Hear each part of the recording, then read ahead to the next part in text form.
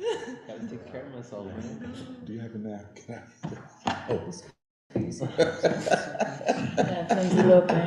Okay, I think Would you we're like me to live. bring you a bowl? No, cool. So good morning, everyone. We're here again at the First Unitarian Church here in Philadelphia with another week of the Society Free School for Philosophy and Black Liberation. So today, like the email said, we're going to continue our discussion of what's the ongoing war, Israel's ongoing war against the Palestinians, and then talk about the possibility, and as well as the possibilities of moving to world war. And then connected to that, we're also going to connect it to a discussion of the presidential race, as well as the Biden administration. And then finally, we'll do updates again on our upcoming Henry Winston symposium, which will be really exciting. So I'll quickly turn it over to Doc to start us off. All right, thank you very much. By the way, there's a demonstration at City Hall today at 5 o'clock, and I hope that most of us can make it in support of the Palestinian people. I think in calling for a ceasefire. There was a protest at City Council yesterday, I believe,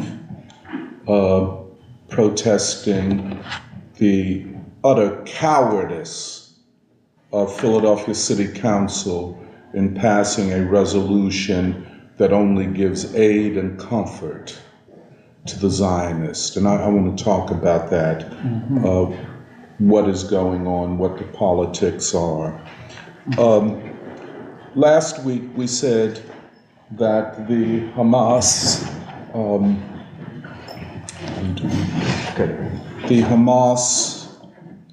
military operation into Israel had changed the battlefield of struggle of the Palestinian people and pretty much of the Arab nations.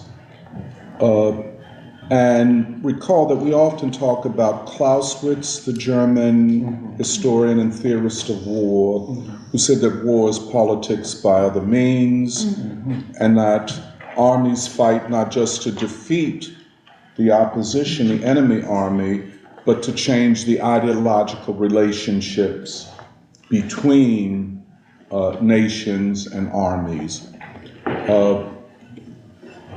What happened on October the 7th changed the politics and ideological relations between Israel and the Palestinian people. Jeremiah shared on Facebook an article where the writer did pretty much what we said, compared this October 7th operation to the Tet Offensive, and how after the Tet Offensive, the U.S. Army was hesitant to engage what they called the Viet Cong, or the South Vietnamese National Liberation Forces, on the ground. The Israeli army has not gone into Gaza because I think they understand that they cannot win a ground war against Hamas in Gaza. That's one side of it. But they know that Israel is so politically and ideologically fractured in ways that it has not been in the over 70 years of its history. And Israel cannot fight these types of protracted wars, what we call asymmetric warfare, without securing the political support of the home base and, as important, of the American people. I would suggest to you that the Israeli regime has lost both, or is losing both. It is, I don't want to, start singing "Oh Happy Day" yet. But we're looking at the imminent defeat of the Israeli regime. And the Israeli people and world Zionism is faced with a reckoning, and we'll have to decide. I'll get back to all of that because I want to talk about what the enemy of the Palestinian people looks like today. It is not the same as the Jews fleeing Europe after their Holocaust. It's not the same people. It's not the same politics. I'll get back to that. Israel doesn't want to wage a ground war in Gaza. They will lose it.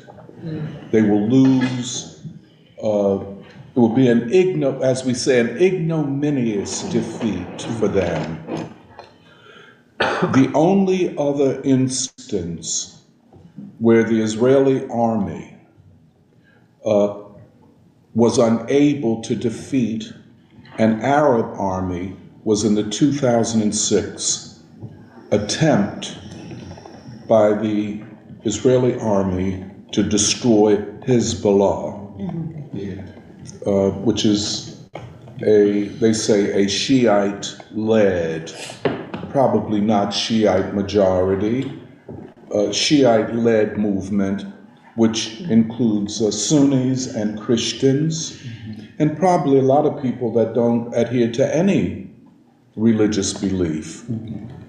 But it is, they say, and this is a way to smear it and say that it is controlled by Iran, to say that it is a Shiite militia, and thus to separate it from the mainly Muslim Sunnis that are the Palestinians. By the way, this kind of generalizing, all of the Hamas people are Sunni, all of the Hezbollah are Shiite, and all of this. The Palestinian people are ideologically, religiously, and in many other ways diverse. Some are very religious, some are very secular, and so on. Probably the Palestinians are the more diverse and secular of the Arab people these days. Maybe not always, but they're one of the most diverse. The Arab people are very, very diverse. I want to come back to that. But this generalization is a way to smear and thus justify what can only be described as genocide.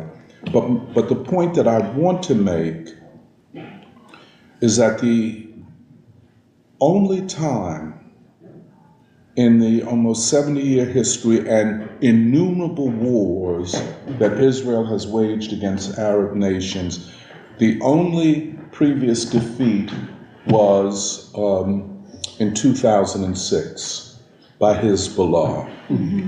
This is very important because Israel is faced now with a military coming out of Gaza which inflicted a defeat upon them that they never saw coming and they still cannot understand or explain. And it was a defeat. It was a defeat on many levels. It was a political defeat. It was a defeat for their so-called vaunted intelligence and a defeat for their whole Gaza policy.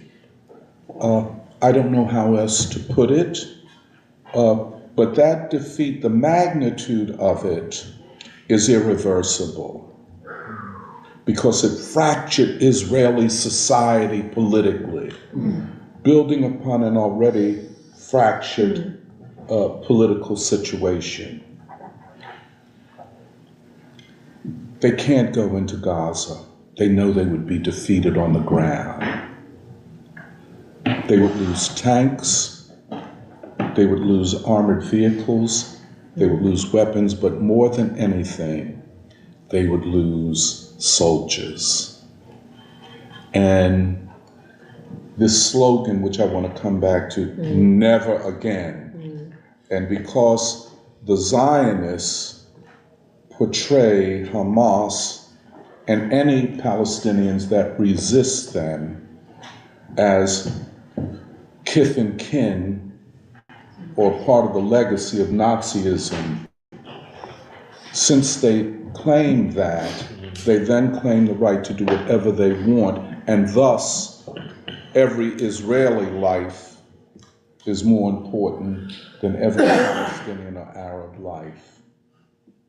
Hence, never again means that the Israelis cannot die, but they have, quote, the moral right to kill. The moral right to kill, but they cannot die. Going into Gaza, they will die.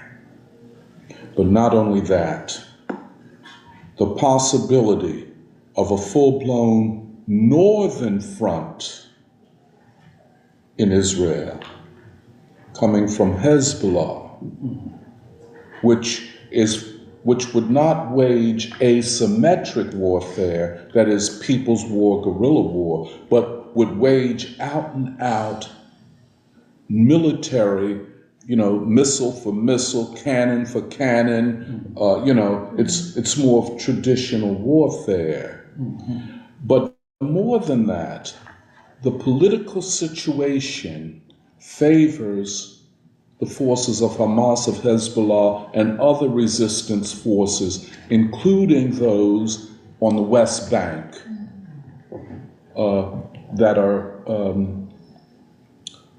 that is occupied by Israel. This would be a war on multiple fronts, including protest and anger among the Israeli people.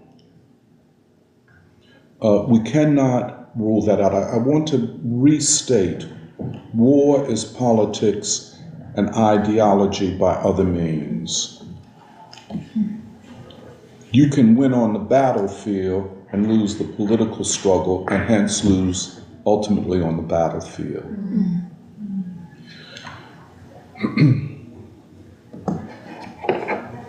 The genocidal war that the Israeli regime is waging against the people of Gaza and the Palestinians in general can only be described as a crime against humanity. This war is what I would like to call a civilization war. A war to destroy a civilization. But if we think about it, colonialism itself, as waged against Africa, Asia, and other parts of the world, have been civilization wars. And that the claims of Hitler and the Nazis was only a logical extension of the claims of the colonists. Yes.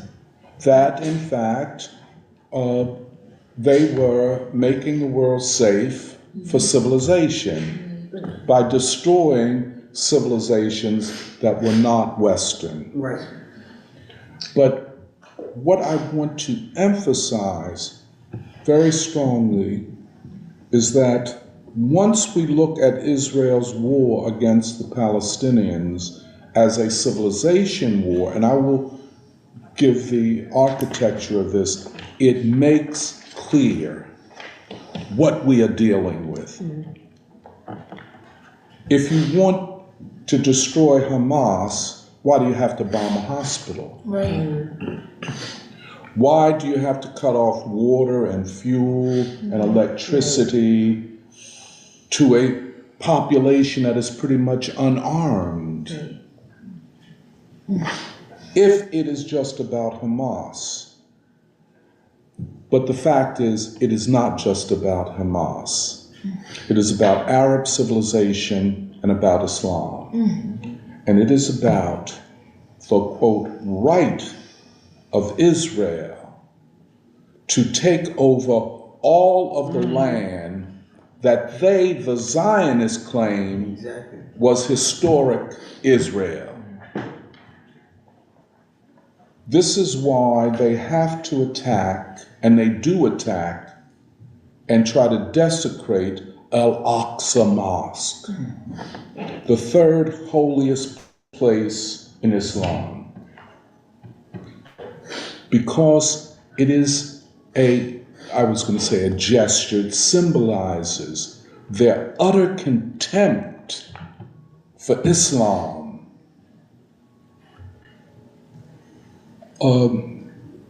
Even for Orthodox Christianity, and maybe for the Baptists, because that was a Baptist, a Christian hospital.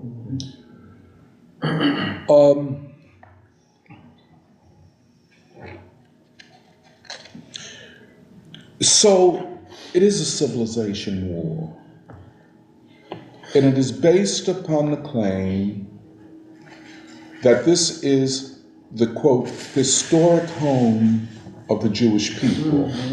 Although Zionism is not a religious ideology, it is a political ideology. And hence, Israel is not a Jewish state, it is a Zionist state. And there's a difference.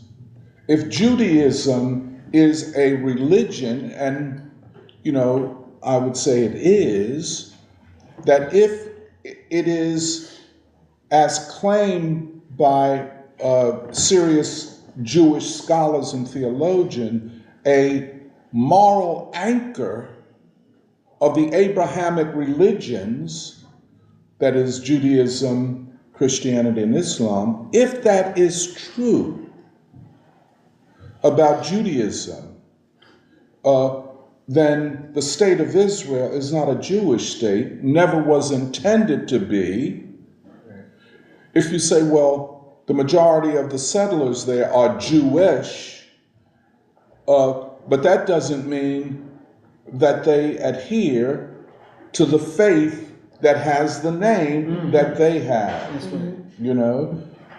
So I think we have to disentangle all. Oh my God! Boy, that's right. What are you doing? Where you been? Wow. Yeah. Thank you.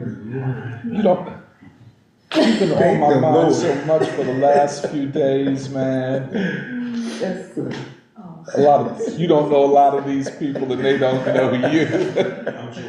Hi, Julie. Wow. Are you still in Atlanta? Since 2019. We got to talk, but That's a wonderful film. he's been on my mind so much. I've been thinking about you, man. I've been watching from afar. Yeah. When I was working on the live streams, thank you. Okay. Appreciate the quality. So, Get me out. huh? Okay. Okay. I wish Emil was here to give you a compliment.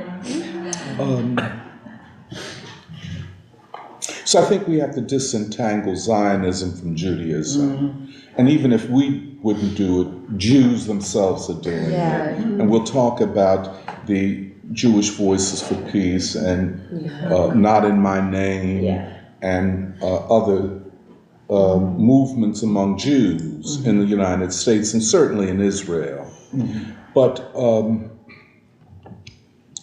so we're talking about an ideological state, a political state, which the state always is, which has nothing to do, or very little, if anything, to do with religion.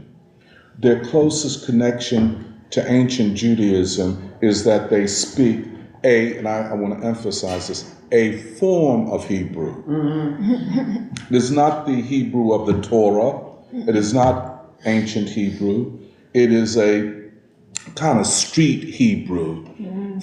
Just a parenthesis. I think they would have done better sticking with Yiddish, because Yiddish is the language of European Judaism when it is not French or German or Russian. And the greatest body of Jewish literature, which is considerable, is in Yiddish. Although there are Jewish composers, Mahler and others, that compose in the German or the European tradition, the language of Jewish literature is Yiddish. Even in the early part of the 20th century, Jews who emigrated to the United States spoke and wrote in Yiddish.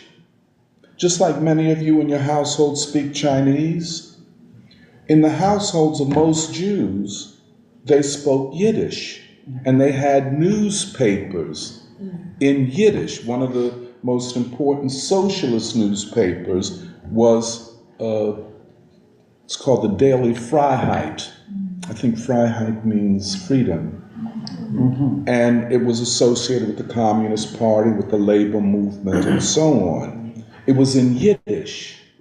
And the great treasure store of Jewish literature is in Russia. Even Broadway and off-Broadway and Tin Pan Alley and all of that, that was Yiddish theater. You hear all of these great Jewish comedians who would perform in the Catskills in New York, this resort area for Jews. Well, why did they need their own place? You know, part of it was that they spoke and the comedians performed in Yiddish, and they sang Yiddish language songs and poetry.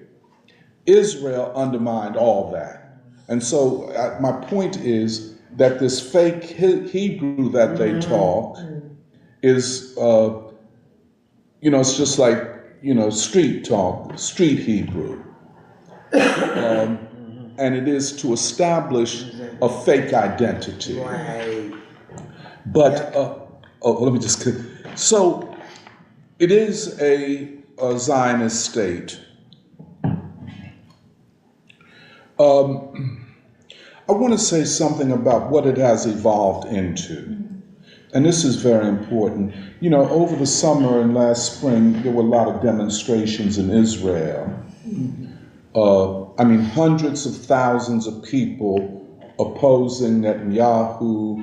And on the surface, it was his attempt to alter what the Supreme Court of Israel could do. Hundreds of, maybe millions of people in a very compact, small population of about 7 million people. The society fractured. The military fractured.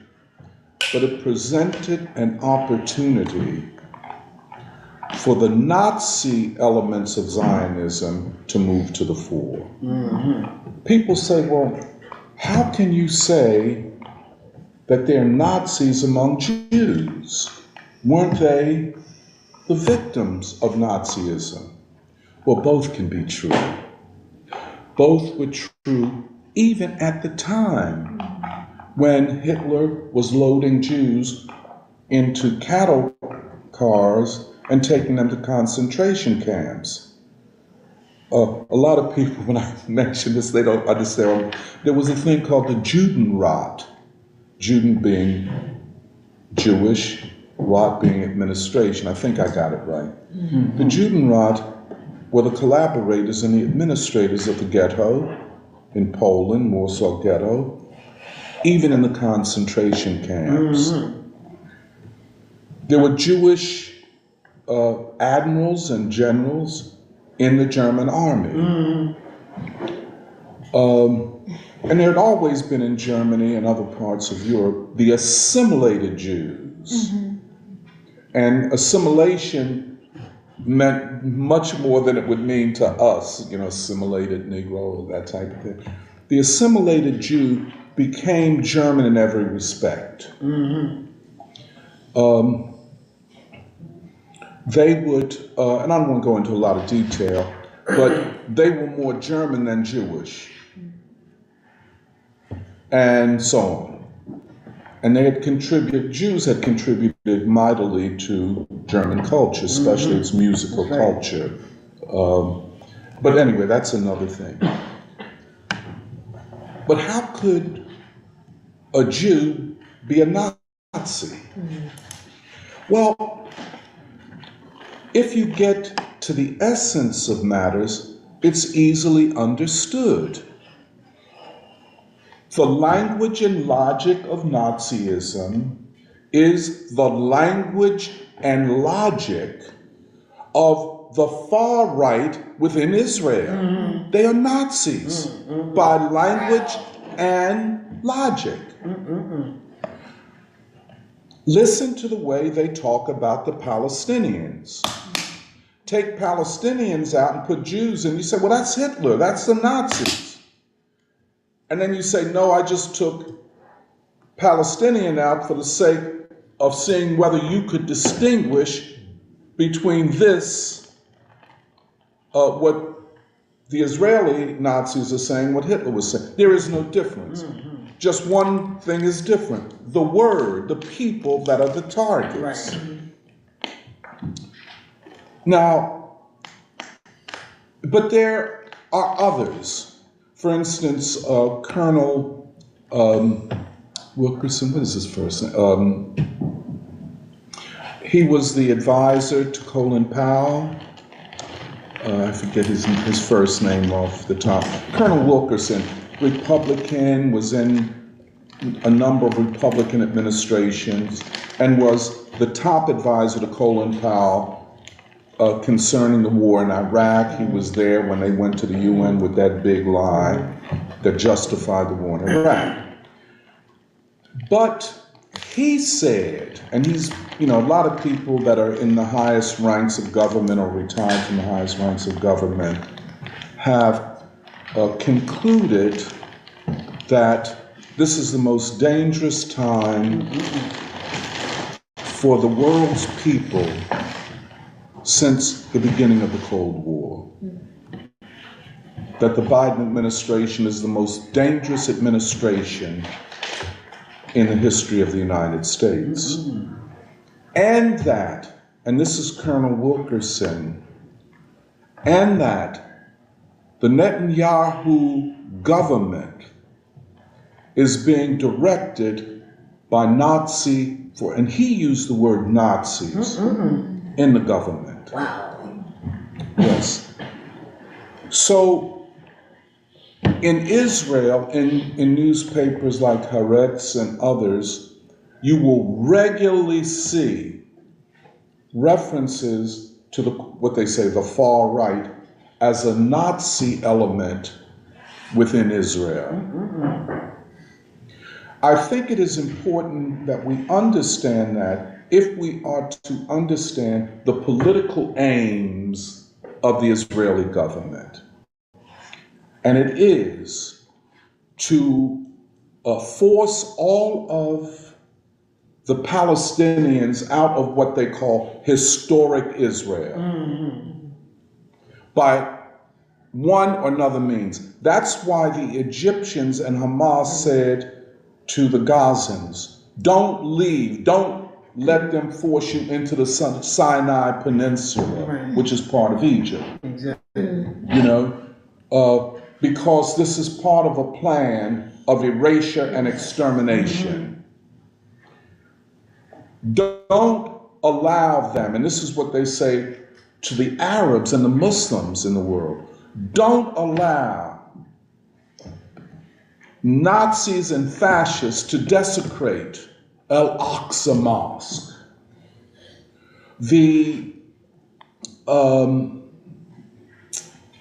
What was the Israeli temple that they claim they are trying to restore by overturning Al-Aqsa?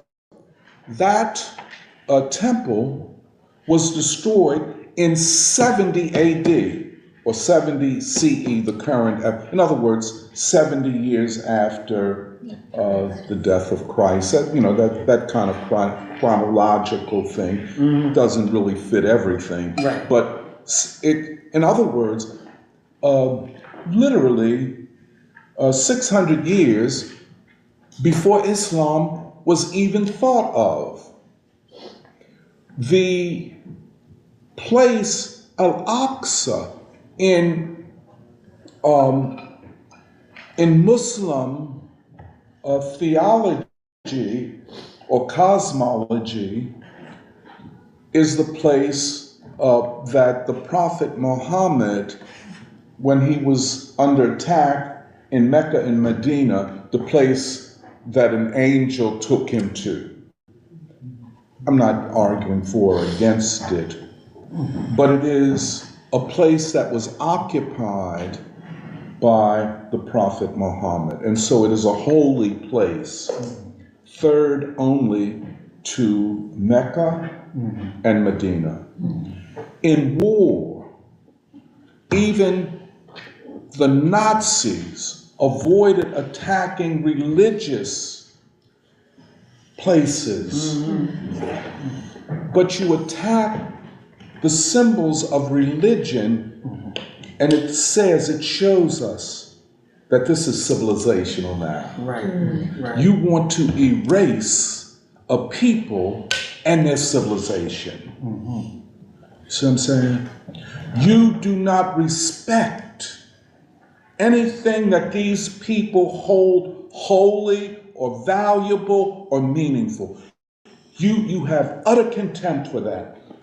That is not only the ideology of Nazism, it is the psychology of Nazism. Yes. And Nazism believes in eliminating entire populations that they feel are inimical, not just to their political goals, but to what they consider to be civilization. This is huge. This is why I wish to call it a civilization war. Right.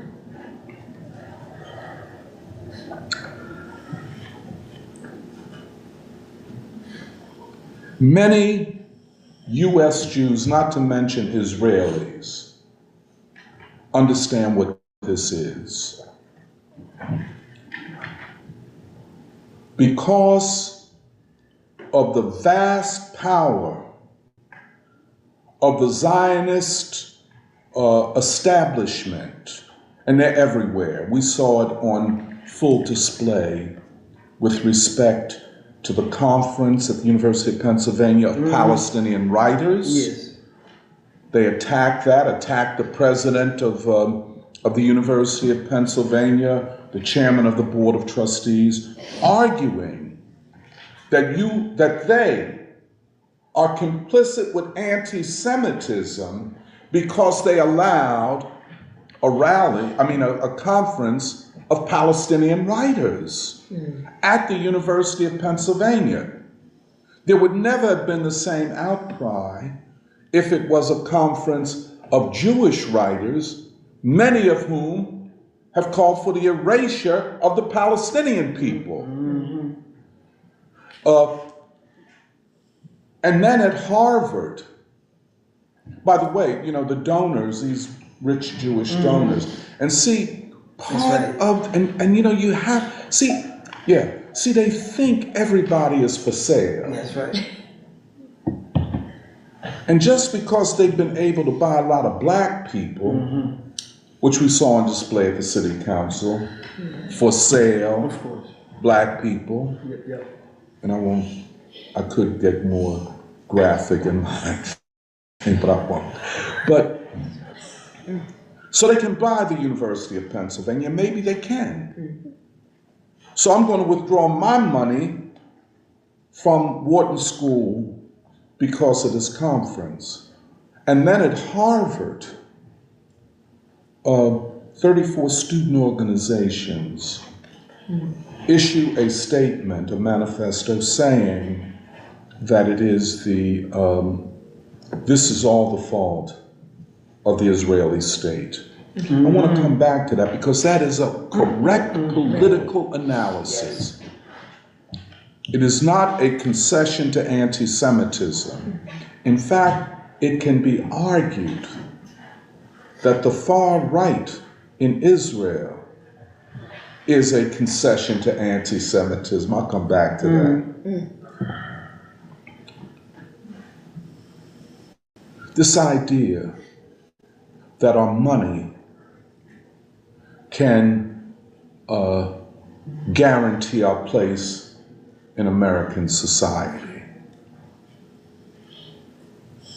Many, many Jews think like that. There has to be a reckoning. Jews are going to have to reckon with this. A lot of Jews say, well, I'm not Jewish, I'm white. Well, you white when it serves your interest, and you Jewish when it serves, let's be real, you have a moral responsibility, to stand up to this. Okay, let me just, now, perhaps the majority of Jews oppose the Netanyahu regime and what is going on in Gaza. Perhaps a majority. If not a majority, at least a majority of young Jews. This creates a problem. That doesn't mean they're free at last. Not at all. A lot has to be expelled from their consciousness, from their identity, etc. Yes. In fact, the Jews need Baldwin as much as black people do. Because the problem is they learned to hate and forgot how to love. And it's a problem. They know who their enemies are, and that's the majority of people in the world, especially the majority of people in the world who are not white. Right. They've learned to hate, but forgot how to love. And this is why in the demonstration in Washington, where I now understand the one where there were 300 people within the Cannon building, they say there were 10,000 outside. And a woman rabbi from Philadelphia said, I'm standing up for the Palestinians in the name of my religion. That, how does she put it? In the name of my religion, and another way in the name of the values of Judaism. And against, and I think she put it this way, and against Zionism. Wow. This split between religion and rabbis and synagogues and Zionism. And frankly, they're going to have to expel the Zionists from most of these synagogues and most of these Jewish schools. Right. And stop sending your children over to Israel so they can establish a, quote, birthright. You see what I'm saying? An identity with a Zionist project. Right. It ain't got nothing to do with your religion. Right. And and this woman rabbi and others cited the Torah. And would argue, as is the case, that the Torah and the Quran have more in common than maybe the Torah and the Quran and the New Testament. They're very different, by the way. Now we can get back to that. It is Zionism that has perverted Judaism. It has. In other words, when I say Judaism, I'm talking about the religion of the Torah. Right. I'm not talking about this other thing. This is a moment of reckoning for the Jewish people.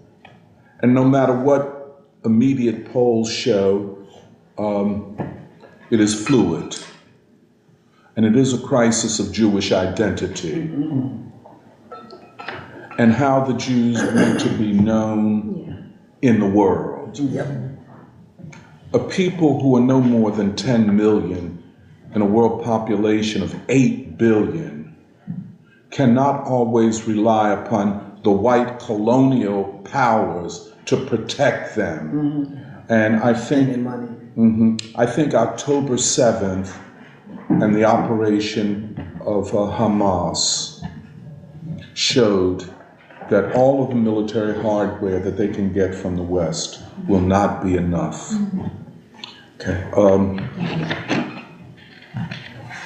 What the Israeli Nazis, and I put Zionists/Nazis, are arguing for, almost openly, by the way, is for a final solution to the Palestinian question. That is what, and you listen carefully at Netanyahu, and they, you know, Biden and them are trying to clean him up a little bit.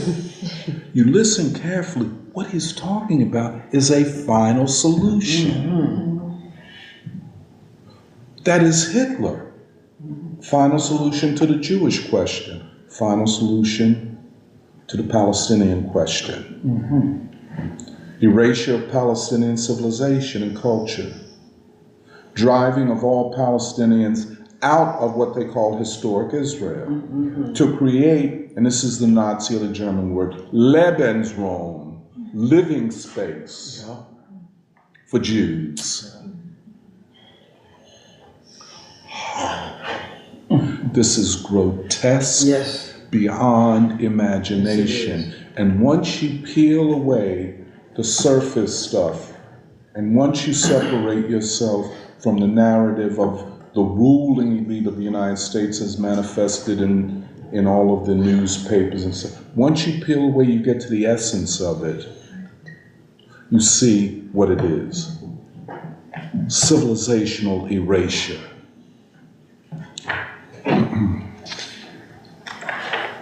Just a couple more things.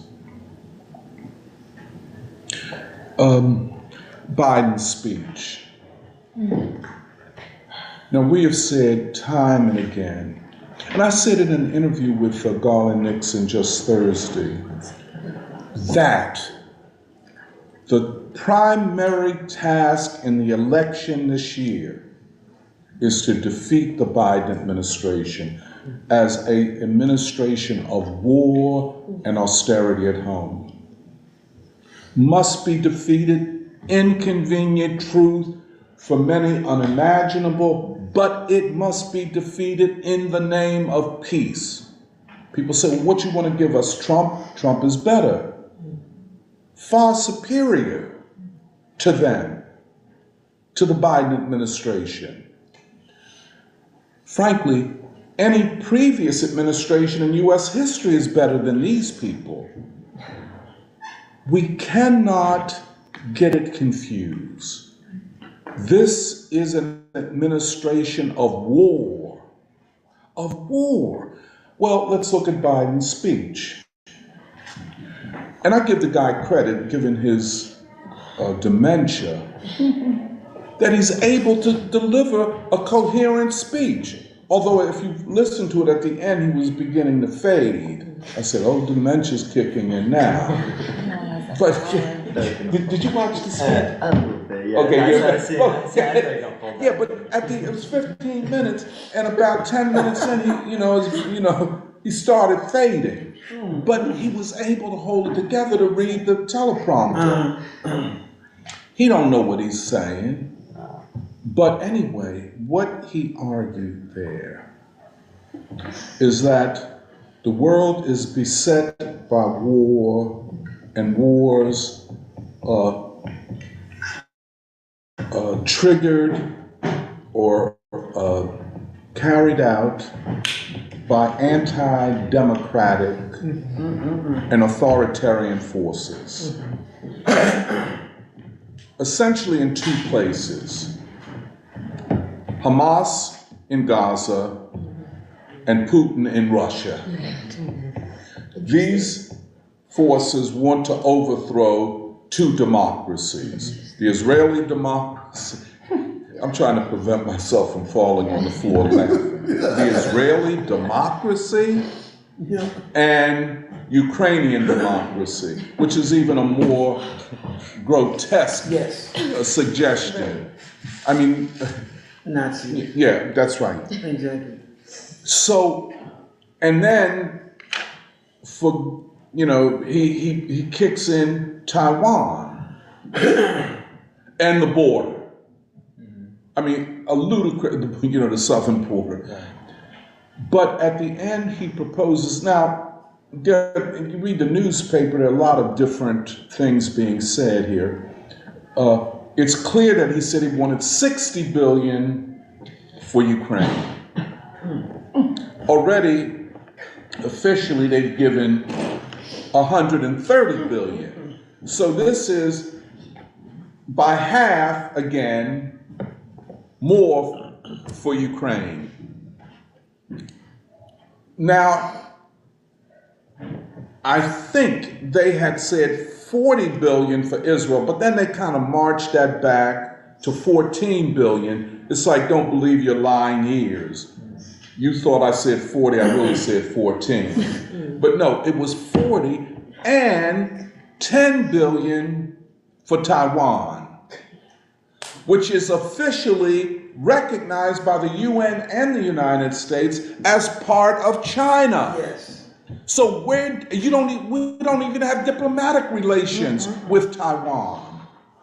Okay, let's look at, and I read today, I think it was in the Financial Times, where they admitted $110 billion in this proposal by Biden. All for war. Can't underestimate this. It's not like the United States is not involved in these wars. Because their proxy wars does not change the fact that the United States is at war with Russia and with the Palestinians. And now with China. At war. We're a nation at war. Let's face it. And then, when the United States sends 2 aircraft carrier battle groups to the Eastern Mediterranean, let's be clear. See, they say 2 aircraft carriers. Oh, you say, well, just 2, that's just 2. No. Aircraft carrier battle groups, which includes at least 2 cruisers, battleships, and other smaller battleships. I mean, it could be just for one battle group, there could be anywhere upwards of 10, 15 ships involved, including maybe submarines, nuclear-powered and nuclear-equipped submarines. When they say they have sent 2 aircraft carrier battle groups, you have to assume that those aircraft carriers, cruisers, and submarines are equipped with nuclear weapons and missiles to deliver them. This is no small thing. This is war. This is war, and we cannot underestimate it. And anybody, let me just tell you, I woke up today, I look at my Facebook, an old friend of mine who was no longer, he's retired he was a co-chairman of the Communist Party, good friend of mine, says that in order to defeat the fascist, as he says, the fascist danger, we must defeat Trump and lock him up. He's been indicted, he hasn't been convicted yet. And for a communist to rush to judgment, that's what they did to the communists. That's why Henry Winston was serving an 8-year prison term. So now you're going to rush to judgment. And I just thought to myself, it's not just a political failing, but it's a moral collapse on his part. and all of their parts. I would argue right now, this will relate to, and I'm going to not talk too long, Nuri, but I think it will relate to what you're going to say. This fluid moment where the DSA, Democratic Socialists of America, almost completely behind Biden's re-election and all of that, are now involved in many of the demonstrations calling for ceasefire in Palestine. You know what I'm saying? And are critical of the Biden administration. Maybe they haven't yet gone as far as we have, but we still got, 12 months to go. It's going to be a lot of political education of the American people. They will learn from their own experience. The young people at elite universities, for the first time, see a purpose, a serious political purpose, not related to identity politics and cancel culture, but see themselves as involved in real politics to make a real difference in the world, and by so doing, saving their souls. If young people do not have a purpose, there's no reason to live purposefully. You see what I'm saying? Suddenly they do. Suddenly they do. And you can't shut them up. You can't terrorize them. You can't threaten them. I don't give a damn how much money you got. Okay? So, a very fluid situation. Democratic Socialists of America, pretty much a wing of the Democratic Party. I mean, come on. Hardly socialists, supporting anti-Democrats and pro-war people. Fluid situation. Most Republicans, knee-jerk, would say, yeah, Israel has to do so and so and so forth. Trump is ambiguous. His problem. And I attribute it not just to politics, but failure of moral clarity. They all need Baldwin and Martin Luther King more than they need air. Right. Of course, Robert F. Kennedy. We went to his event where he announced he's going to run as an independent. Hey, man, that's a beautiful move. You're exposing what this Democratic Party is. But then you're going to use the talking points of Zionists. Give them what they need. Give them what they need. And hence we're looking, again, see, when you see a person talking out of two sides of their mouths. That's what it was. That's right. But see that Serafina, you didn't even want to be near. but it's a sign of moral duplicity. You are a moral, immoral human being, a coward. And I was saying I don't care how many weights you lift and push-ups you do and all that. Hey, dog, on the outside you look one way, on the inside you're nothing but a punk. And I say that as a cat of his generation. We always looked at cats like him, privileged cats who could shoot dope and not go to jail and all of that. We always looked at them as, I use the word, as punks. You're nothing. And he proved it. You had the opportunity to stand for something and you retreated from it. At a critical time of peace and war in the world. Right.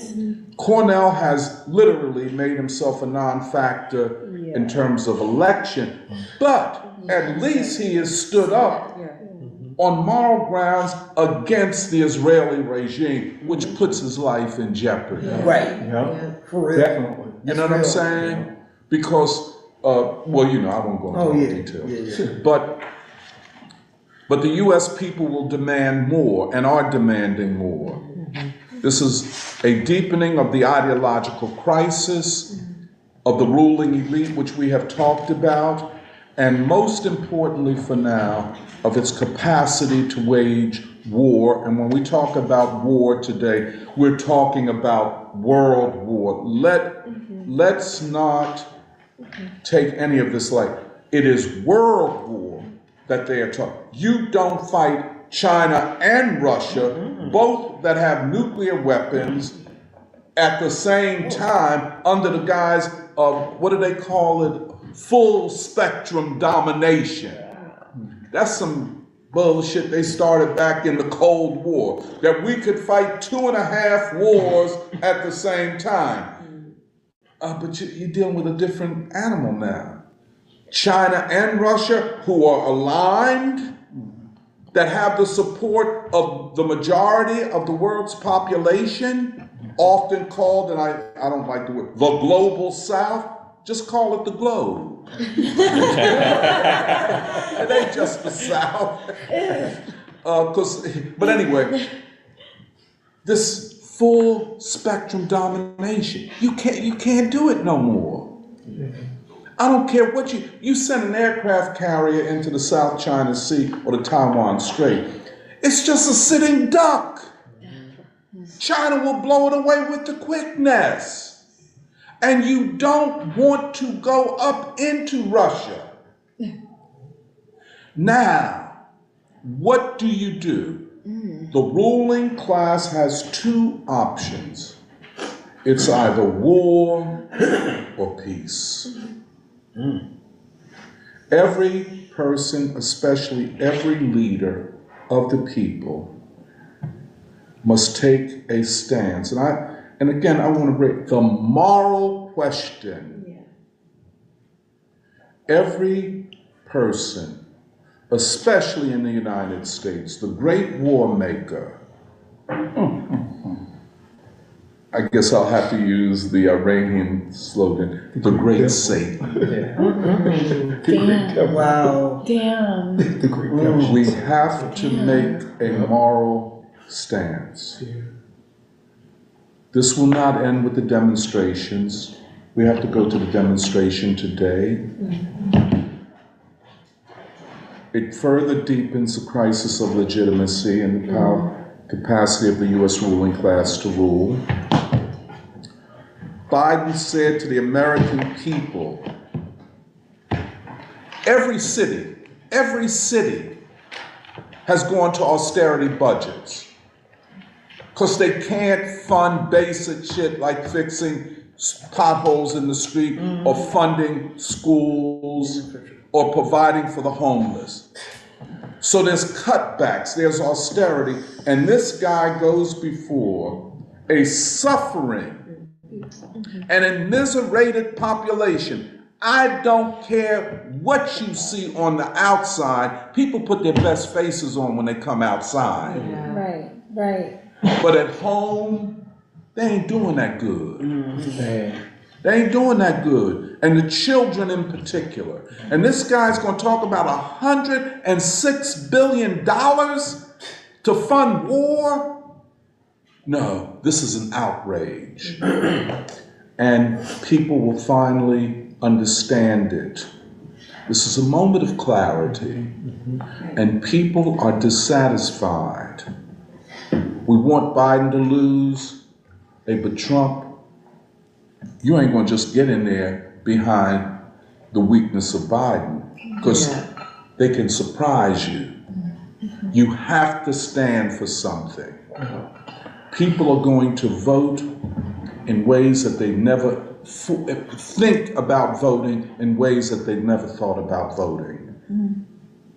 Here in Philadelphia, we don't even give a damn about the city council, the mayor. They're a bunch of what we call house Negroes. I could use the other N word, but I'm mixed company. But we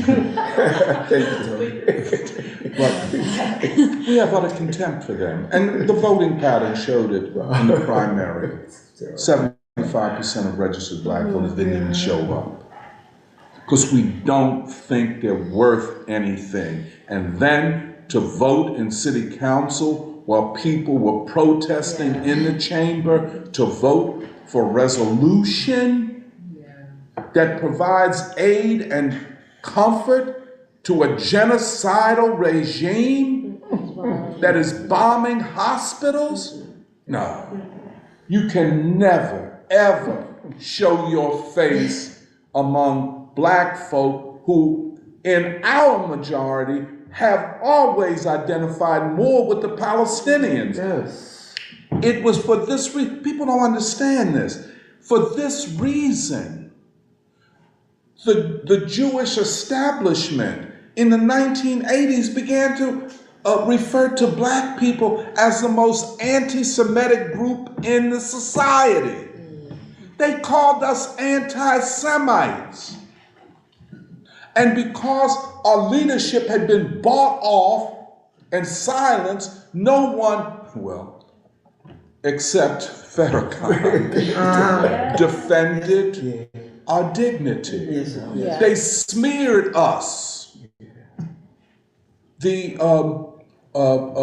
Southern Poverty Law Center referred to our organizations, including the Nation of Islam, as anti-Semitic and terrorists. They smeared us. We're poor people. We ain't got nothing. They smeared and attacked us. And I say this again, I'll say it again and again.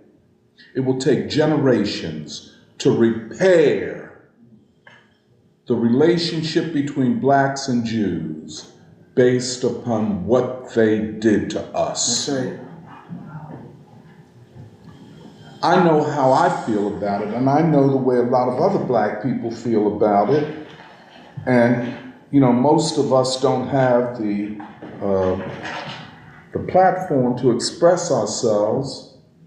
You know what I'm saying? And those people that do, you listen to WRD, and those idiots, you know what I'm saying? You would think everything is okay between blacks and Jews. There's not. We identify more with the Palestinians.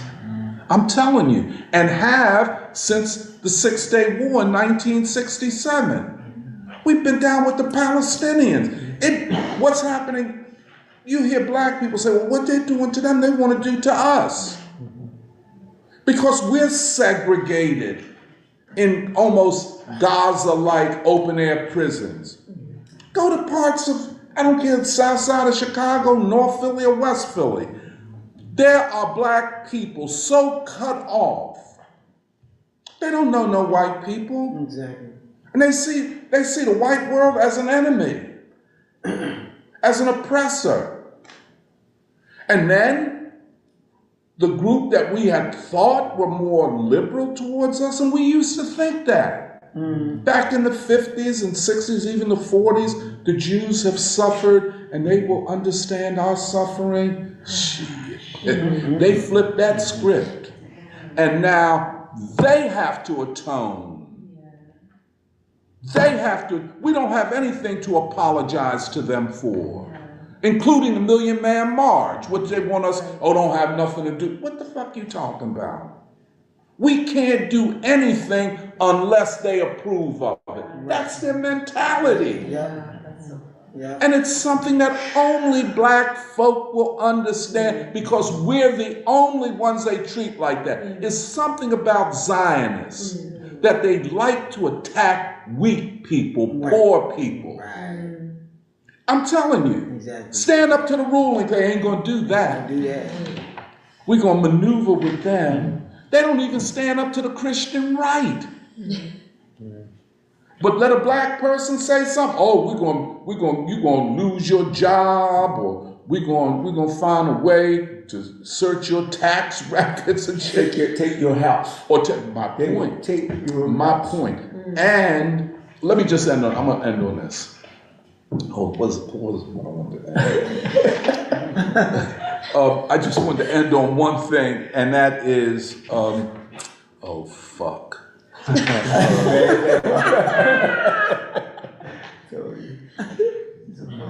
Okay, it'll come later, I guess. She said no. Wait a minute.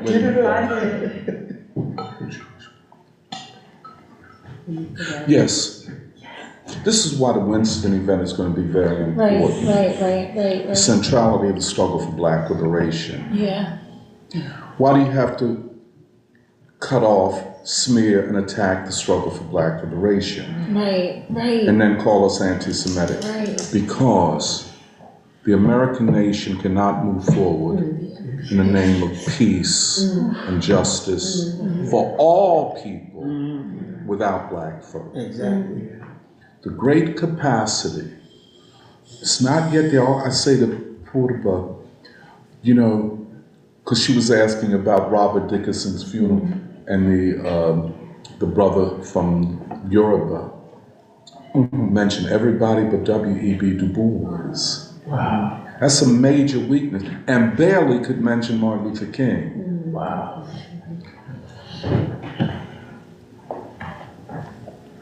See, the question is there a sky? Is there a way out? Or are we forever trapped in this ghetto produced by the white supremacists? Do we have a fighting chance? There are many people who don't believe we do. And they would say that pretty much all we have is our culture. We have to go back. We have to go back to something before slavery, something even more ancient than that. We have to hold on to our values because we've lost everything. I understand it. I don't agree with it. The oppressed always have a fighting chance. Yep. Always. But it has to be ideological clarity. Ideological and political clarity. You know what I'm saying? I was saying, can I just say one last thing? One last thing. Because I was, you know, we had gone and Purba and some Barta and Michelle, they've never been to anything like that. So the whole time I'm whispering in their ear, this is the unity of Christianity, Islam, and African religion. Great thing. That was beautiful to see. Yeah. Wonderful music, great dance, children. But then there were certain ideological weaknesses. You see what I'm saying? Of course, if I'd had a chance to speak, I would have said something different. I have a different worldview. And sometimes I think, and forgive me, I don't want to seem self-centered, but I become something of a touchstone because I've been around so long, and I've never retreated from struggle. I've never retreated from, I don't know why, but I never have. To me, it's it's a moral imperative. I guess I pick it up from my mother that she supported me when I was, you know, coming up in different political things. But I've never retreated. I've never changed. Like I know somebody, I think Michelle asked Leo, somebody said, because Leo, we're from the same name, said, what was Tony like when y'all was kids? He said, the same as he is now. and I think it is very true. But I become a kind of touchstone. Because if you want to retreat, I'm not retreating. Never. A lot of people don't like me. A lot of people in the cultural movement, they don't like, and why they don't like me, I don't know. But it's not in the jazz movement, in the, Afrocentrists. But it is a worldview ideological struggle that goes back to my youth. Never changed.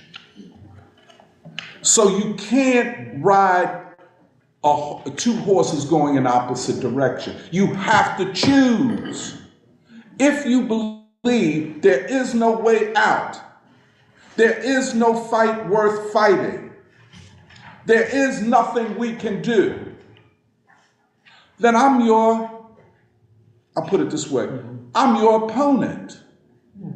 Because I believe there is something that can be done. A lot of people leave the free school, you know, and they say, well, you know, you all want to talk about China and the world and all, and I don't want to do that. Yeah. But you might, okay, leave. I will find a way to regroup and move forward. And I believe, like the free school, that there is a sky. Yeah. We can win. Yep. That the contradictions inherent in an oppressive system creates opportunities for the most oppressed to break through. But ideological clarity, and that means the churches, the mosques, the religious communities must fight for ideological clarity. It's not enough to talk about African culture. What Africa? Right. Who in Africa? We got to be clear. All Africans ain't this, even civilizationally. There are multiple civilizations in Africa. It is the foundation of world civilization, of world languages. So everybody on the same page? I don't think so. We have to be clear if we are to fight. And that's my point. And that's what I was saying to Paul. I was trying to explain different things to them in this beautiful celebration of the life of Robert Dickerson, a great friend of the Free School. And I just want to say, this is my last point. There was nothing that we would ask of Robert and Wanda they wouldn't do. Yep. And most times free. Right. I mean, Yeah. bringing the ebonies, Right. bringing their dancers Right. to our events, free. This is the kind of people they are. And why would he associate with me? Right. You know, people know what I am, what my history is, you know. Why? Yeah. And that's something I'll never forget. I don't think his sons know about. They don't understand it. Wanda does, his wife. And they were always, I can't tell you, I couldn't believe how kind and generous they were to us in the celebration of the year of W.E.B. Du Bois. Everything. So I'll stop there.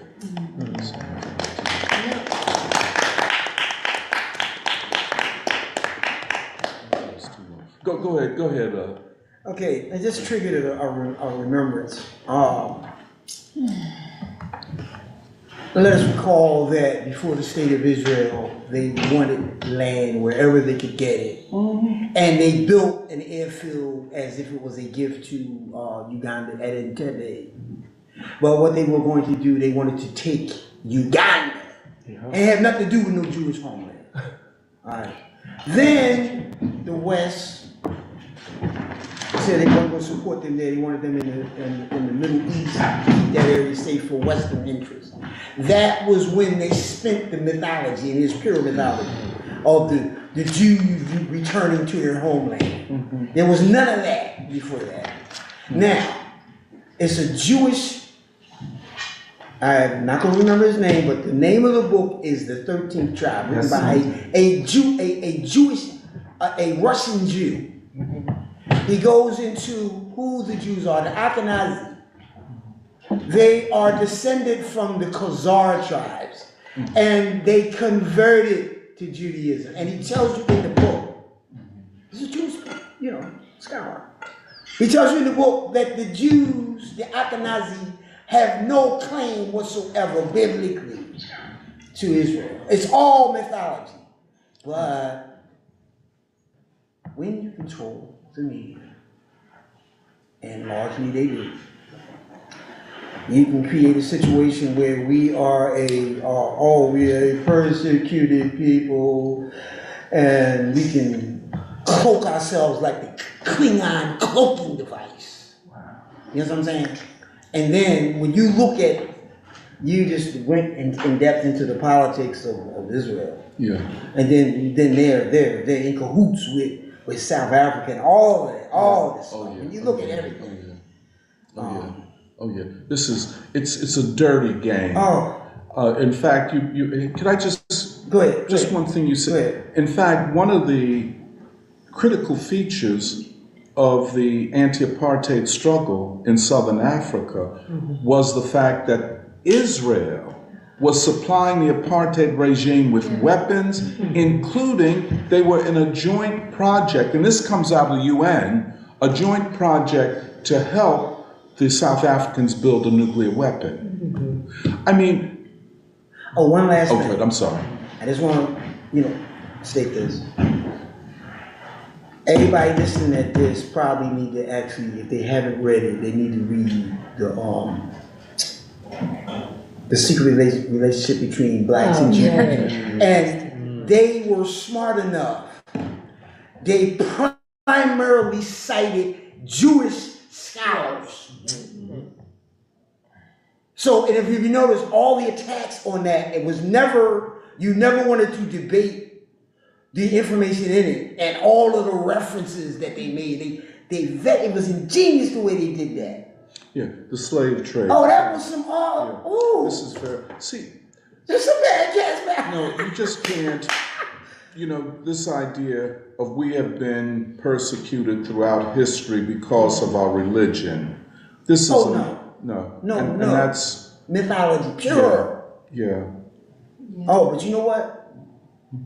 It's very dangerous for me, saying this because they have real power. Their money, their political power. Yeah. They are on the boards of. Yeah, but see, when they lose their own people. Yeah. Right. And this is the key. I'm not saying that it's a done deal, but there is questioning. First of all, in Israel, where hundreds of thousands of people are marching and against Netanyahu, but this questioning of Zionism.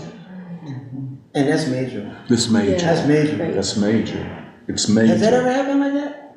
Pardon me? Has that ever happened like that? I think there's always been an anti-Zionist movement among Jews. Let me show you how it existed. I experienced it secondhand being in the Communist Party.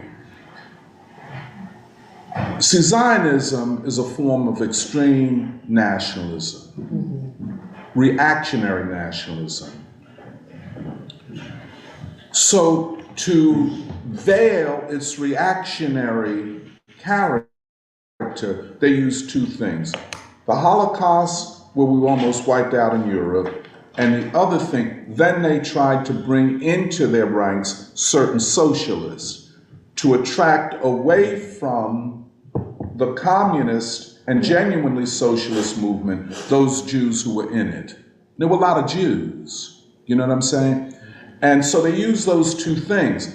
But I don't think, and I could be wrong, that there's, well, you get the Orthodox Jews, the cats with the hats and the plats and all of that. A lot of them, Hasidic.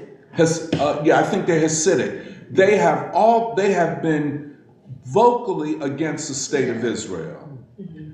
And they have argued, well, I've heard a guy argue, and I don't know whether I would agree with him, that the Jews were cast out of historic Israel because of transgression, and they would only be allowed to return 2,000 years, something like that, an eschatology, a theology kind of thing. But my point is that they were saying that the state of Israel, or a state of Jewish people, goes against the Torah. But this woman that I heard from Philadelphia, this rabbi, was making a more, rather than a teleological or eschatological argument, was making a moral argument. And this is in the modern world, the world of science and philosophy and all of that, competing and being in conversation. Most people see religion as a form of moral clarity. Person would say I'm a Christian because of the moral clarity that I get from the life of Jesus.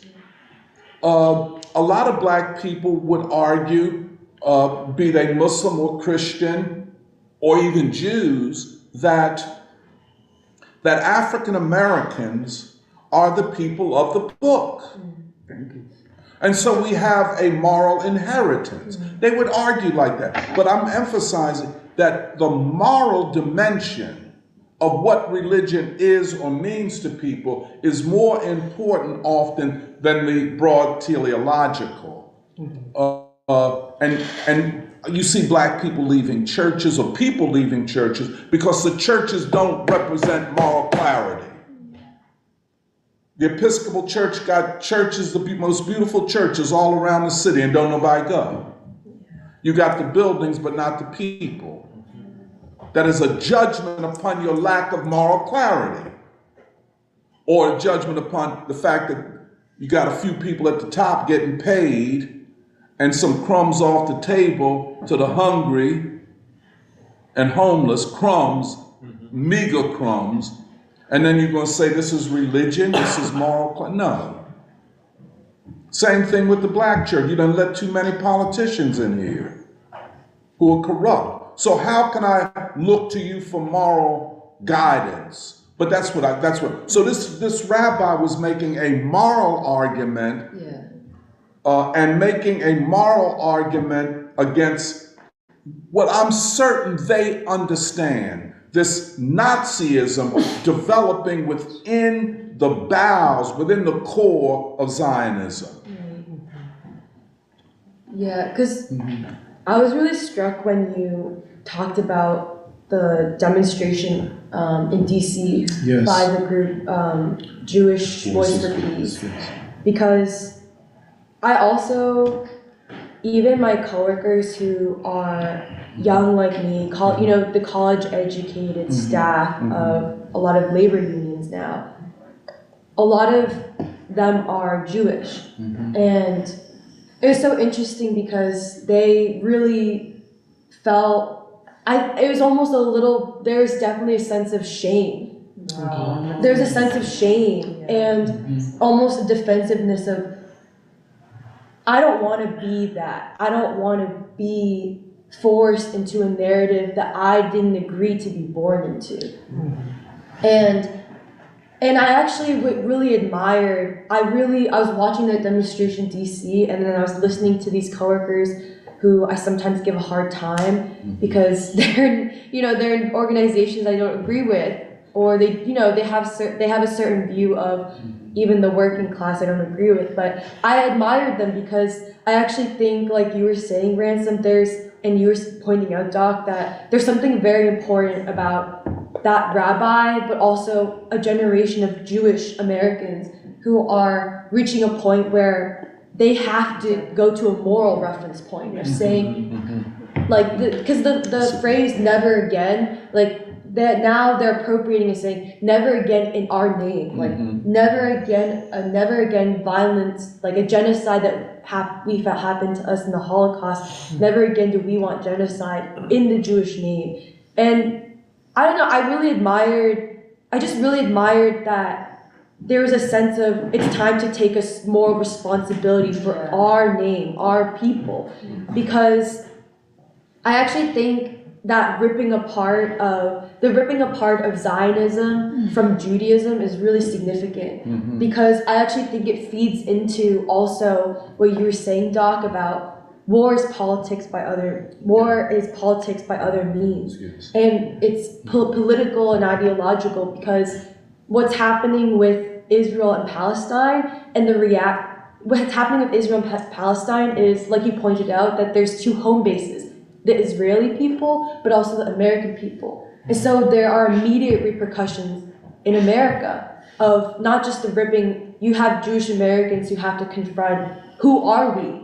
Like, because it's like an inflection point where it's time to take a moral responsibility. Right. But then also here you have just in the ripple effects, even pointing out that here you have the Democratic Socialists for America who have endorsed Biden, but they're forced into a position of taking a stand against a war that is explicitly being proposed by Biden. So it's a pickle. So here you have a ripping apart of a certain like political consensus that was happening with like leftist groups or labor organizations in the Democratic Party. And I don't know that. And so I think the fact that you also have like groups like Jewish Voice for Peace who have to bring in the moral dimension is so important, because I think there's something very important about people having to take a stand against war and see it as a moral imperative. Because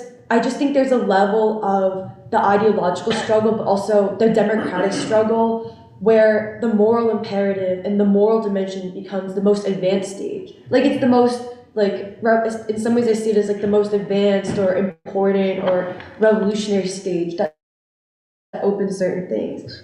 This is very important. I'm sorry. Yeah, but I guess my last thing I want to say is that it puts, The moral imperative. because it also makes like talking about like Biden and war, it's interesting because it also puts like labor unions in a pickle. Absolutely. A serious pickle. Because labor unions. Why don't you say pickle rather than paradox or dilemma? Okay, fine. Use that language. I don't know. It puts, Since you got back from China. well, it puts the labor unions in a dilemma, because they have already endorsed Biden, Yes. but you can't make any excuses for Biden, because even like my labor union, their main question is, how are we going to message this to our members? Because so many labor unions were forced into opposing the war in Iraq, right? So labor unions, it's very obvious you can't say, oh, we support war. So they're put in a position of, they also know that it's wrong. They know that the working class will not support war, even on the basis of, how can you expect us to not just put our money into war, but our sons? Yep. Our sons enlisted in the army 5 years ago because $30,000 as an annual salary is the only thing we can get in our area. And so you're asking my sons to now be put on alert to possibly go into that region when we just got out. And like, that's actually things that people, like, you hear it. And so now there's a dilemma where labor unions are saying, how are we going to oppose the war? And then how are we going to support Biden? Yes, but then also support Biden next year. How are you going to do that? And so and so this going into a little bit of what Nuri was going to talk about too. And that's also why like, you're right that Baldwin becomes so important, because the reason why I felt a lot of admiration for those Jews who were in DC is because, like Baldwin says, it takes courage to confront yourself. Yes, that word. To confront yourself. It takes immense courage to confront yourself. And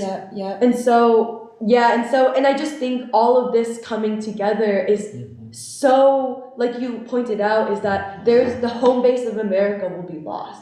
And like, not even talking about the home base of the Israeli people, which, you know, we discussed, but the home base of America, I think, has been lost. And the moral question also opens up, because I really think it is the moral question that opens up the grounds for unity, perhaps more than even, you know, it opens up the grounds for unity even more than like other grounds. Like, and so. That's so interesting. Because it also opens up, if you have Jewish Americans even, or even just young people, let's say young people who are very much, I'm just against the war, but then what does that mean for Biden? And does that mean Biden's better or worse than Trump, who I'm convinced is a fascist and racist? You know, not only does it open up questions, but also opens up the moral imperative to take a stand against war and for peace, also opens up the grounds to unite with people who last year you deemed fascist. Yes. And it forces you to reorient your framework and how you understand your own relationship. Isn't this a very interesting intersection of the moral and the ideological?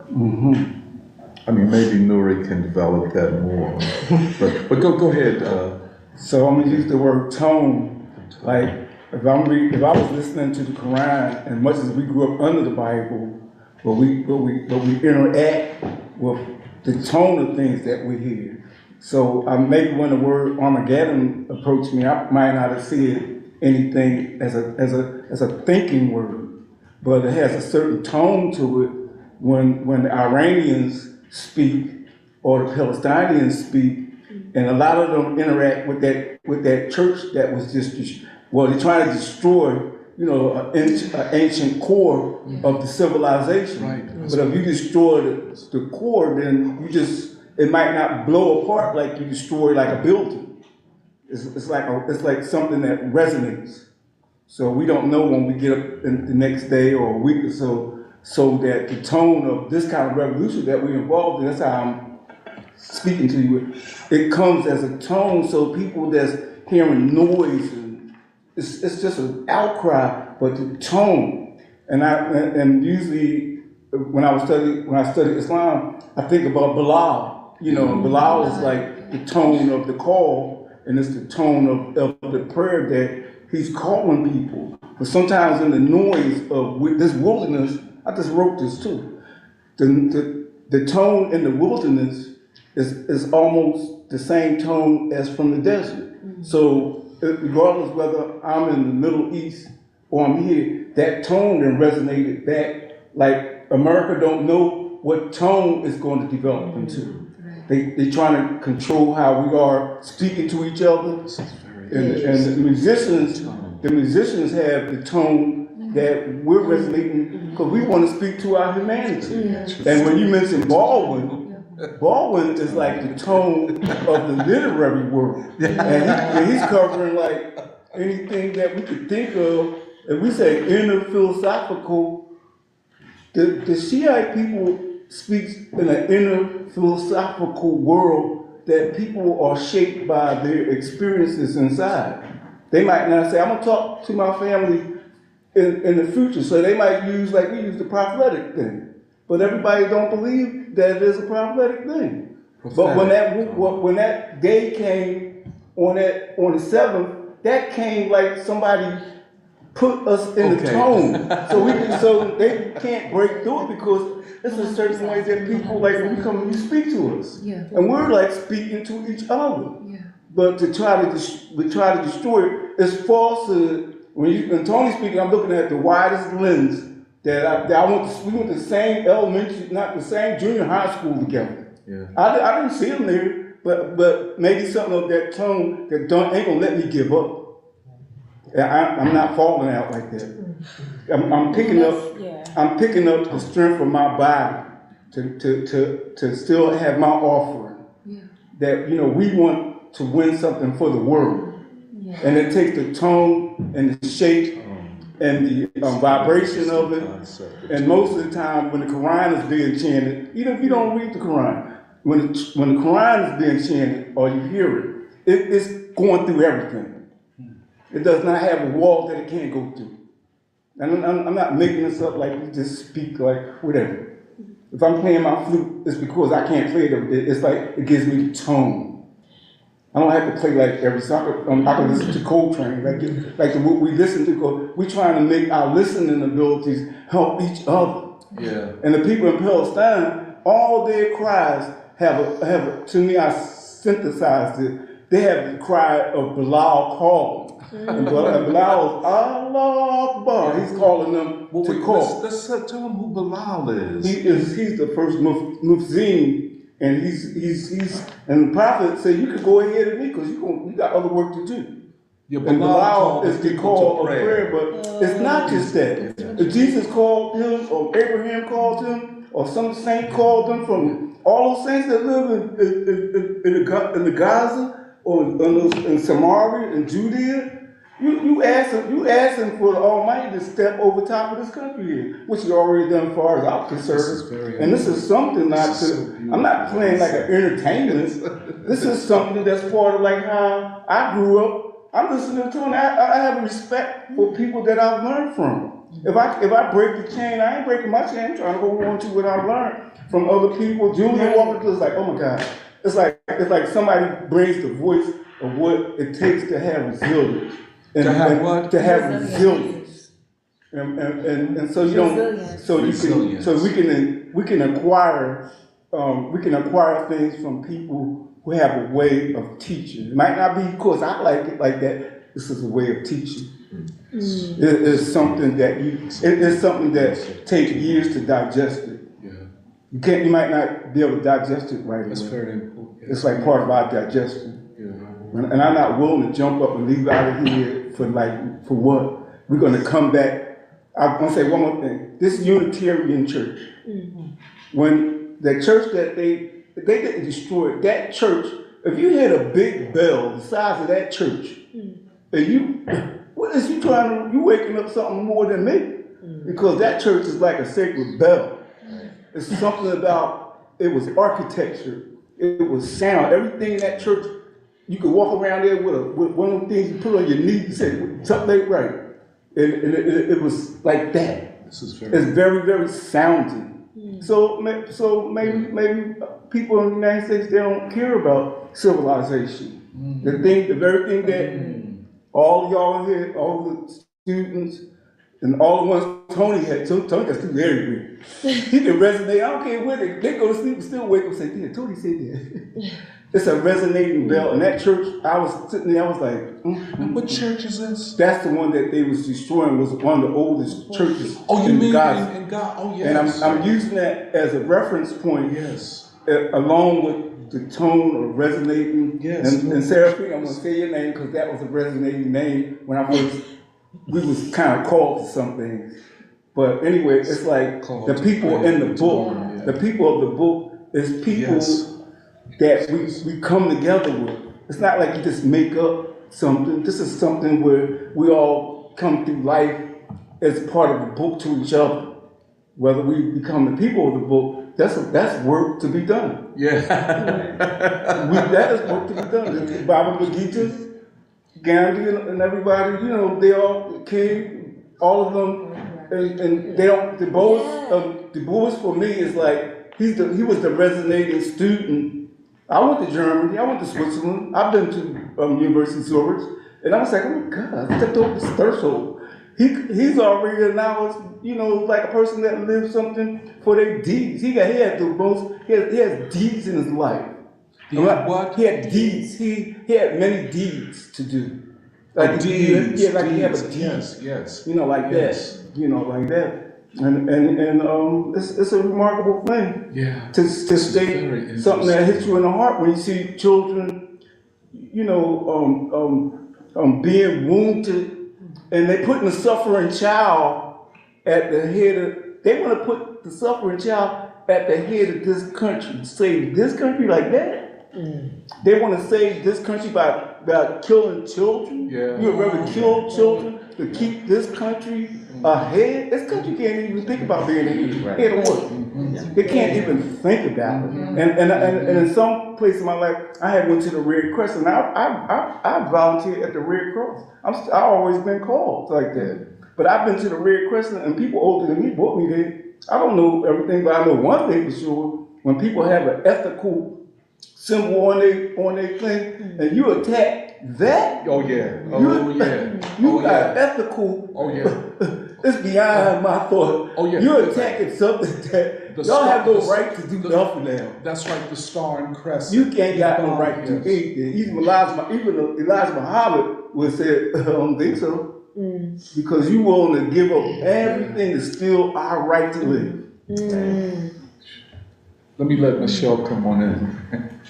No, I just wanted to underscore that I think that this is a historic rupture, and the point that I wanted to touch on is like basically the white American psyche, or how I think a lot of this makes the question of whiteness concrete. And I think it's significant because I feel like with the way history has gone for the past few decades, but then also the ideological landscape, I feel like a lot of young people and young white people are very confused as to what whiteness actually means. For example, like I remember Jeremiah in preschool, like we had that critique at one point of Robert DiAngelo's white fragility, where like whiteness is something personal that's devoid of any historical or like ideological or even moral context. And I do think what's happening now is significant in how it basically has made both like the choice of whiteness to show that whiteness is a choice, but then also the moral choice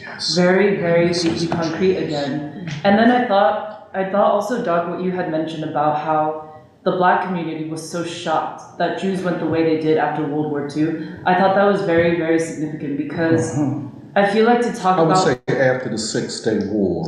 Oh, when they okay. retreated from civil rights, social justice, and said, now we have to make sure that this never happens again. See, it was a complete fiction because it was Israel that started the 6-Day War. It was not Syria and Egypt and Jordan. It was a lie from the get-go that continues to this day. That's all. And so they said, well, we can't be involved with the civil rights movement. In fact, the civil rights movement is the Black Power movement, and they're against Jews, and they're anti-Semitic. And that's the beginning of an all-out assault upon Black folk. Well, I just think it's significant because I think that sets the basis for basically the most pernicious or the most distorted, like, modern myth of American whiteness. Like, you can trace a lot of it back to that because Jews occupy this unique position in American society of—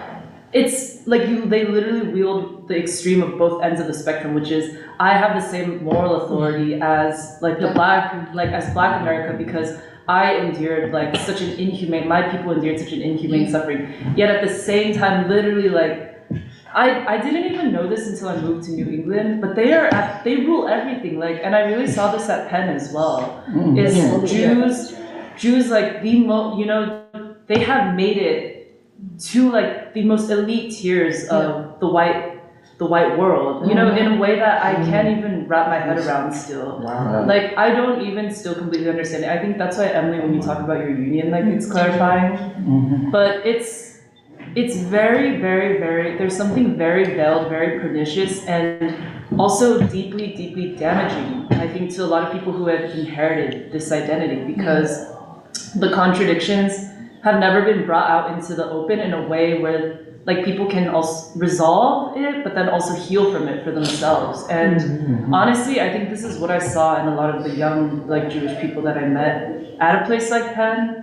But I just wanted to say, like, I think this is huge because I feel like what's happening with this reckoning that a lot of young Jewish people are having with themselves now, but then also just young Americans, period, who know that they want to be on the right side of the question of war and also on the right side of history. I think that there's going to be a huge ripple effect because of this like unique psychological and ideological position that a lot of these Jews have occupied, and also people are watching them right now. Like people are like, okay, what position are you going to take now? Are you Zionist or not? Like, so I think there's just a lot there. I think this is huge. Like, it's huge. Go ahead, Julian. Just first off, amazing conversation, obviously. I think a lot about the question of ideological clarity, which in my view is a two-part project. Project number one is to understand the truth. And then project number two is to understand who you want to achieve ideological clarity and what you need to unpack that community has learned so that they can build their own framework to achieve ideological clarity. Again, both of those projects are important. I was looking at the title of Saturday Free School, so I was like trying to see, like, okay, where are we meeting? And was reminded that it's the Saturday Free School for philosophy and Black liberation. So I was thinking about that. It's like, philosophy, get the truth. Black liberation helps someone achieve the truth, which involves an unpacking and then the building of a framework. This Saturday Free School is in America, so I think, to Michelle's point, you have to wrestle with the American question. In my experience, because I'm a person that's like studied history a lot, I think a lot of us in this room probably have. A lot of us in America start with World War II. I reflect on that a lot. World War II sometimes is the place people stop when they learn history. They learn World War II and almost nothing else. It's the place where America achieves its dominance in the world. so it's important to Americans. Obviously Britain, France, other parts of Western civilization had prominence before World War II. Right. And when you learn World War II, America achieves its dominance by saving Jews from Nazism. That's the story, right? It's an important one, and it's real, right? And so the process of learning that truth, achieving ideological clarity is building a framework so that you can hold many truths at once. That's the important thing, right? You could hold many truths at once. You have to be able to achieve moral clarity, because there is no one thing. There's your thing mixed with your context. Knowledge is what you learn, but also what you experience. Sometimes you have to experience things to achieve knowledge, like the framework is really important, right? And I think a lot of Americans, when they learn about World War II, and of course learn about basically Western society and its power structure getting so broken that it can attack itself. That's basically what happened in World War II, right? So it attacked itself. It created a situation where it attacked white people, Jews, and led to a whole Holocaust. Because of that, it creates its last colonial project. The last project in that phase of world history of white people going somewhere else and taking the shit over was Israel. After that, white society stops trying that experiment, right? It uses neocolonialism and other sort of frameworks, right? So it's the last one, but to understand it, I think, and this is where I'm an educator. For those of you who don't know me, I work on behalf of Black colleges in the country, which have their challenges, but to me can be vessels, hopefully, for building frameworks of ideological clarity. That's why I want them to exist. So that's kind of what I'm doing right now.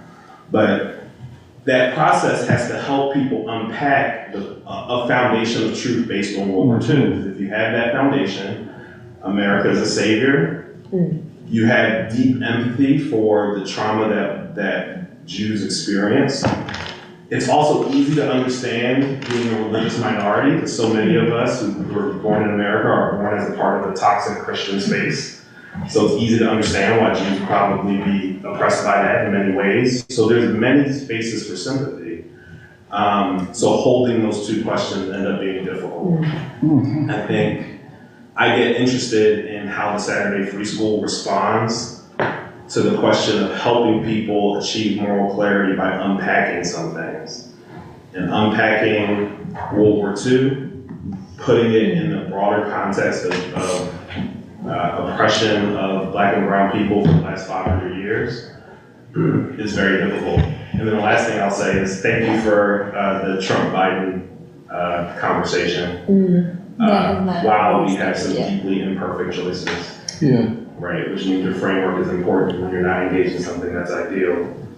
The question of peace is the hardest one. To actually have a world perspective on the forces, like to the moral clarity point, to the forces that cause us to achieve, I think, clarity in some spaces but not in others.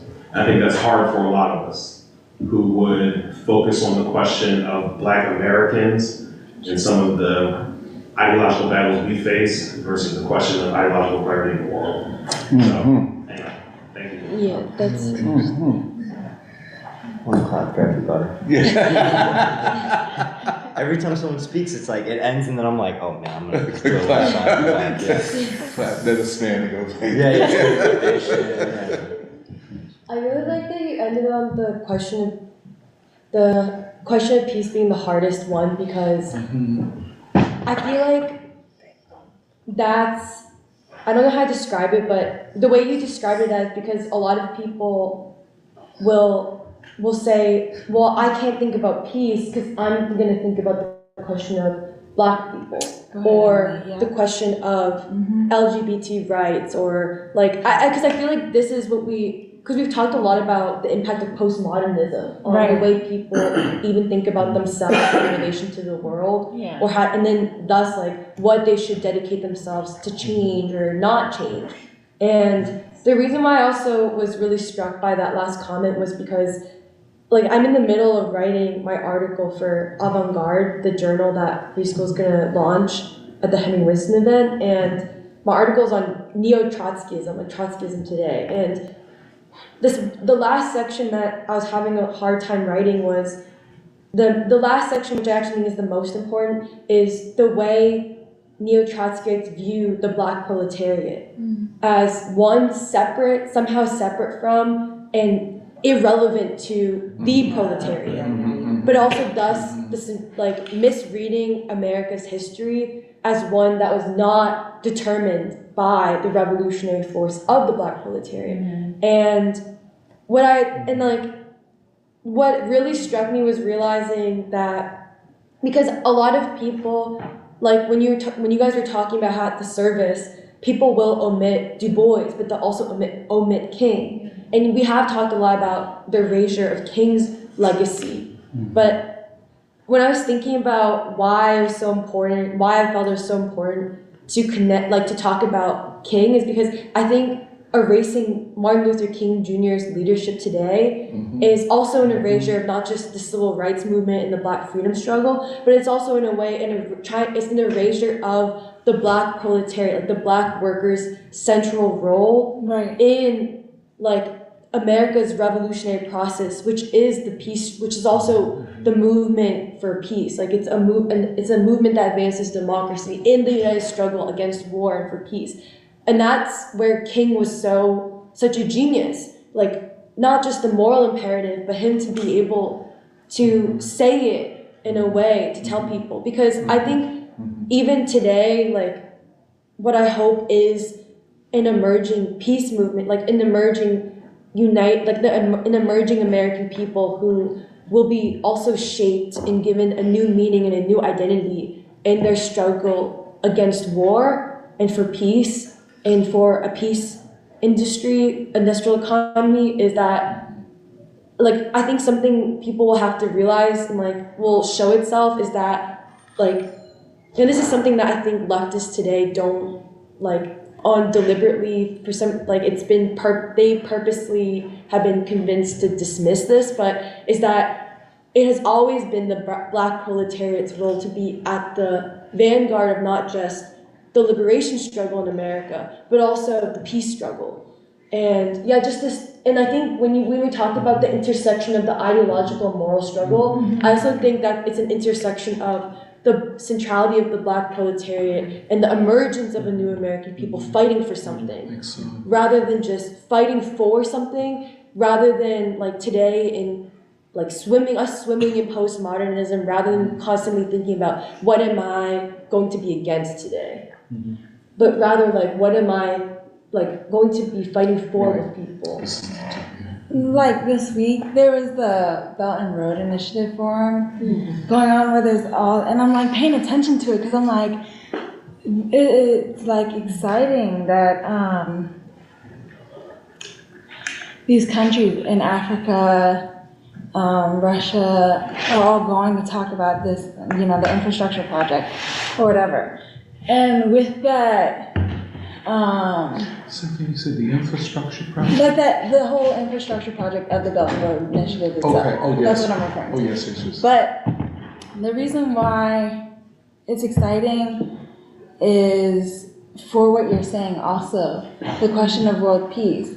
In my mind, I would assume that the first thing that Xi Jinping and Putin would want to talk about is this whole question of war and peace and the relationship between these global south, like you're saying, the countries of the world, in the history and civilizations that they're representing, would also be concerned is their overall relationship, which is the shared opportunity, cooperation, the whole win-win strategy, but my ears perk up more when they talk about the Bandung spirit because of what I know, meaning the struggle for liberation, the struggle against imperialism.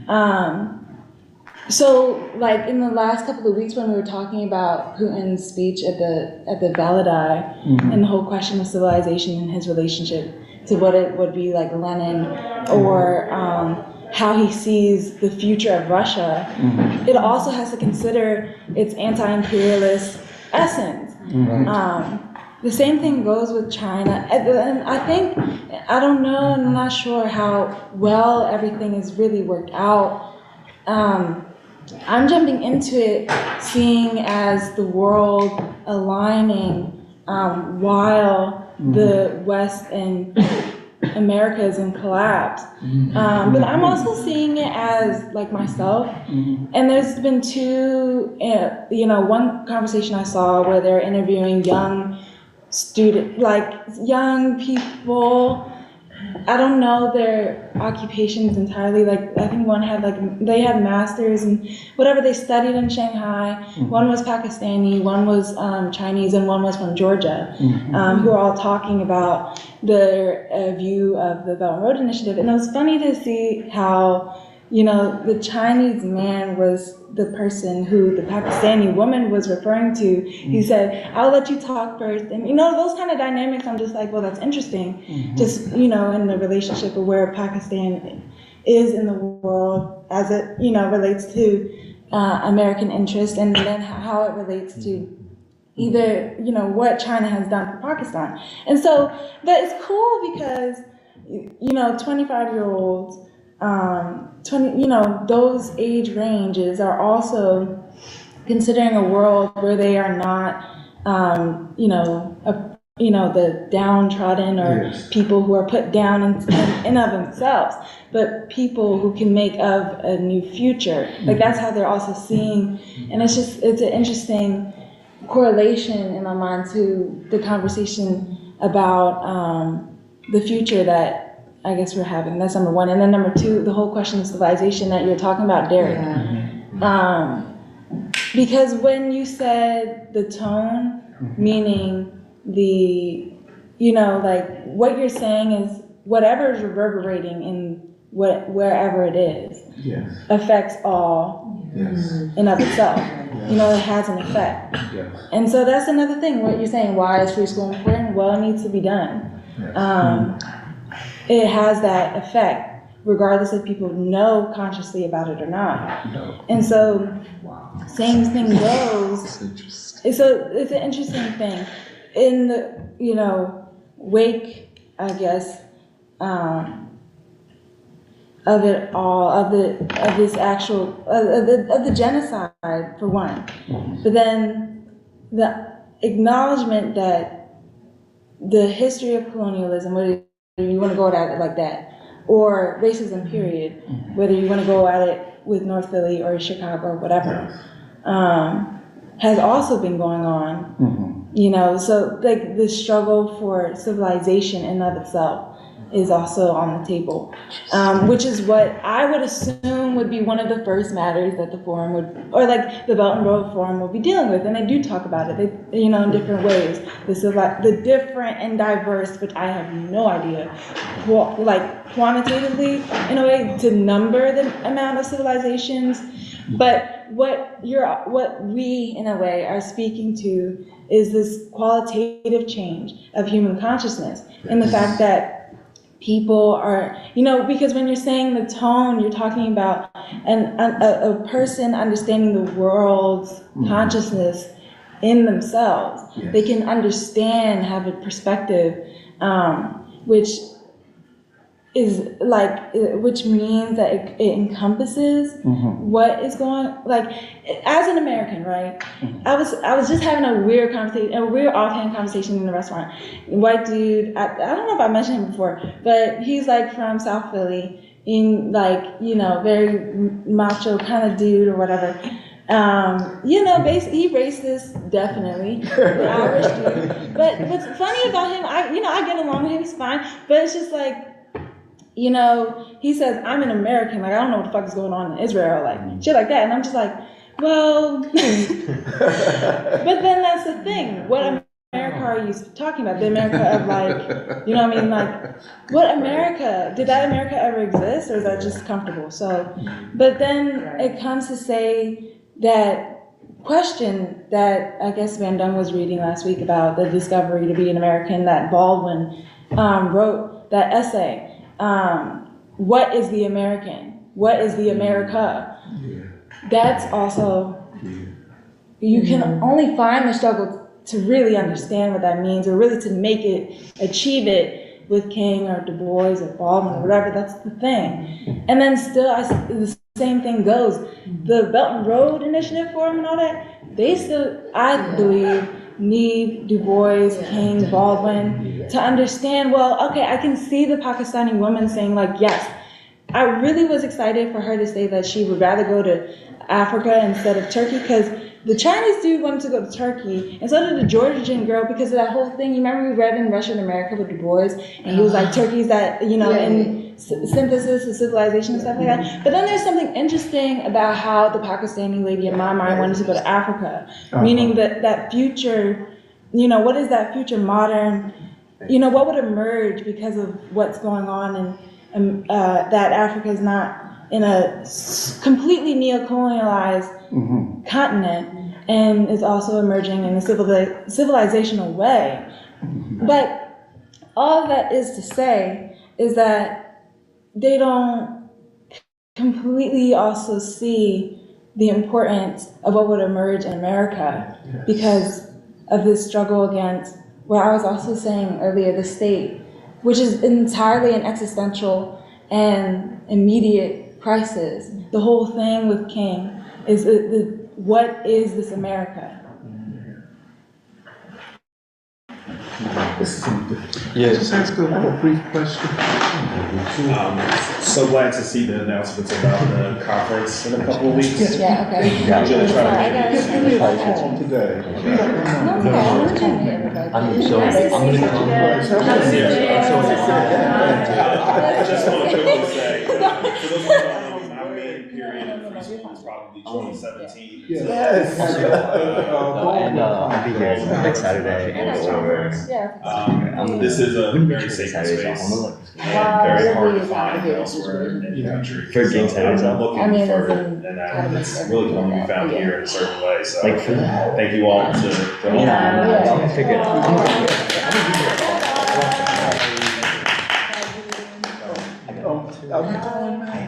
Yeah, I got work. Okay. But thank you. I'll be here. I think I work next Saturday, but after that, I'm gonna make sure. What's your name? My name's Harry. Harry? Yeah. Oh, okay. Nice to meet you. Doc, right? Tony. I hear everybody say Doc. Seraphine is the one that invited me. She said Doc. That's nice. Okay, Y'all yeah. go to the same school? No, I actually met her through Elixir. At the coffee shop. But I just moved here from Austin, Texas, so I'm fresh in the city. I've been here for a couple of weeks, you know. So I love to talk to people. I love to meet people. You know, I think a lot of what I've heard about this, I can very much relate to and thought. So I wanted to come in and experience it, and and I'll definitely be back. I loved everything about this experience. So thank you guys. Yeah. Y'all stay safe. All right. I was going to say a few things. I wanted to ask Seraphine. He's 18. He's 18. Wow, that's why they're not fucked up. Oh, maybe we should see if there are any comments. Wow. You want comments? Okay. I'm not gonna read every single comment, but okay. Todd, Chris Romero, Megna, Yvonne, all say good morning. Actually, it's unfortunate that Julian just left because Megna said hi, Julian. seven exclamation points. So good to see you and good morning, free school. Yvonne also said, I'm also happy to see Julian. And then Nabila said, Doc got a scarf. And fire all of city council. Palestinian doc. Todd said, Glenn Greenwald. Fire all of city council. Todd said, Glenn Greenwald's interview of a Knesset member who warned of a civil war within Israel was shocking. And Brother Jerome says, Doc, today an estimated 100,000 turned out in London in support of Palestine. Wow. Yeah. Okay, and then Nabila wants to know who made the city council resolution, like who led it. I don't know. Yeah, and then Amiri Banks said, "Since I began organizing in Atlanta, I haven't seen Black people, especially working class and poor folks, this animated about global politics in my lifetime." Wow. Folks in the hood recognize this. They might not use the same language as folks in the free school, but they understand on a spiritual level. We mustn't fold in the face of apathy or the sense of hopelessness. Yeah. And then Brother Jerome said, "Great talk, Doc. As per usual, too long, LOL." I disagree. That's Jerome. He always And then, He's jealous. yeah. Yeah, like, come on, man. But your moral clarity gives us all hope. I get this. Yeah, and then Ever come for Doc? BK said 10 years ago, the Honorable Minister Farrakhan broadcasted a weekly lecture series on YouTube entitled "The Time and What Must Be Done." This series documented the historical relationship between, I think, Black people and Jewish people up to the present day. And then BK just says, some might even argue that the Zionists funded and instigated the Hamas ambush, so not just the Six-Day War. I think that's a little more indirect than like the Six-Day War example. Very interesting. But then they also say, name a war in modern times that wasn't instigated and based on lies, which is true. Okay, and then last comment by Amiri. When Jewish people embraced whiteness and became enamored with power and wealth, they lost thousands of years of history and struggle. They're on the cusp of a return to solidarity, revolution, and truth. Very interesting. I saw, you didn't read the one of Dana Tuberville that said stop spreading lies. Well, we're not spreading lies. That's why I read the BK quote. Name a war that wasn't instigated and based on lies. I just want to know, what is the lie? Yeah. What are the lies? I mean, we have, one of the things, just quickly, we have facts before us, undeniable facts. And so we have to interpret them. And of course, we're using a moral and ideological lens. So, let's see. But anyway, that's what you do. Actually, on that point, I had a few things to say, but before that, I'll just say that in this conflict, in this war that Israel is waging against the Palestinian people, I think everybody must ask, who are the ones who have more power?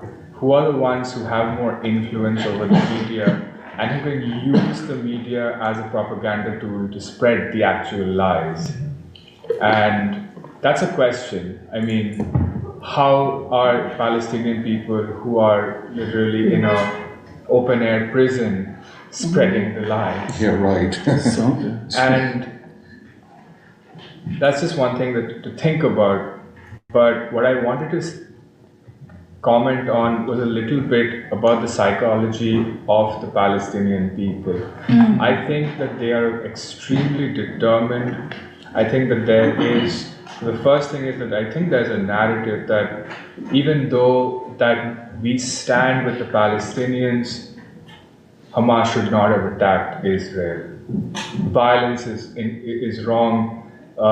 Civilians were killed, and so they should have sought a non-violent way to protest this, and they have been doing that for the last 70 years.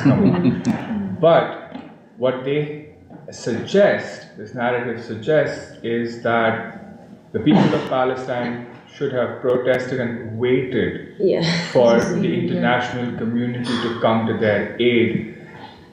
And my response to this is that when you think about this, do you think about the agency of the Palestinian people? Does this not mean that you are basically telling them to be helpless, that they don't have agency, that they cannot struggle for their own freedom and democracy? And I think that that is something to consider, that the people of Palestine have agency. And I know that the media is trying to say that the Hamas and the people of Palestine are not the same thing, that they're contradictory. But, there are just a few, and they're saying that, if Egypt opens this road into the Sinai, the people of Palestine should leave. That the people of Palestine have a few choices, that they can exit Gaza or they can stay and perish. Now, there are only a few journalists and reporters that are still in the area who are trying to cover this war, and I've been trying my best to listen to most of them. And I listened to this interview, a very short interview, where this reporter asks this Palestinian woman, if given the opportunity, would you escape into the Sinai? And she said, I feel closer to God than to the Sinai. She said what? She said, I feel closer to God than to the Sinai.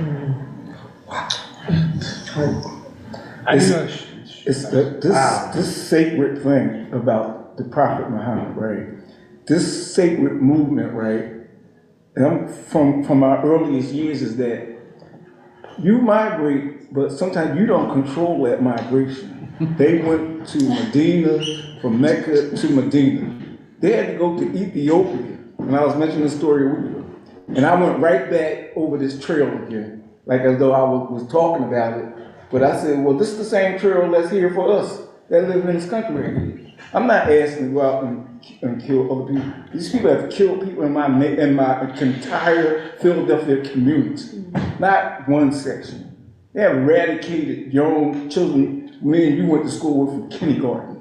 If me and him got all the books of Philadelphia and went to go check to see who's still alive, it would be appalling for humanity. And this war that's going on for where I'm looking from, it's like, this is the war when humanity is what we stand in. What you're standing on the outside, if you want to label capitalism and colonialism, it's an inhumanitarian form of being, no, that's not.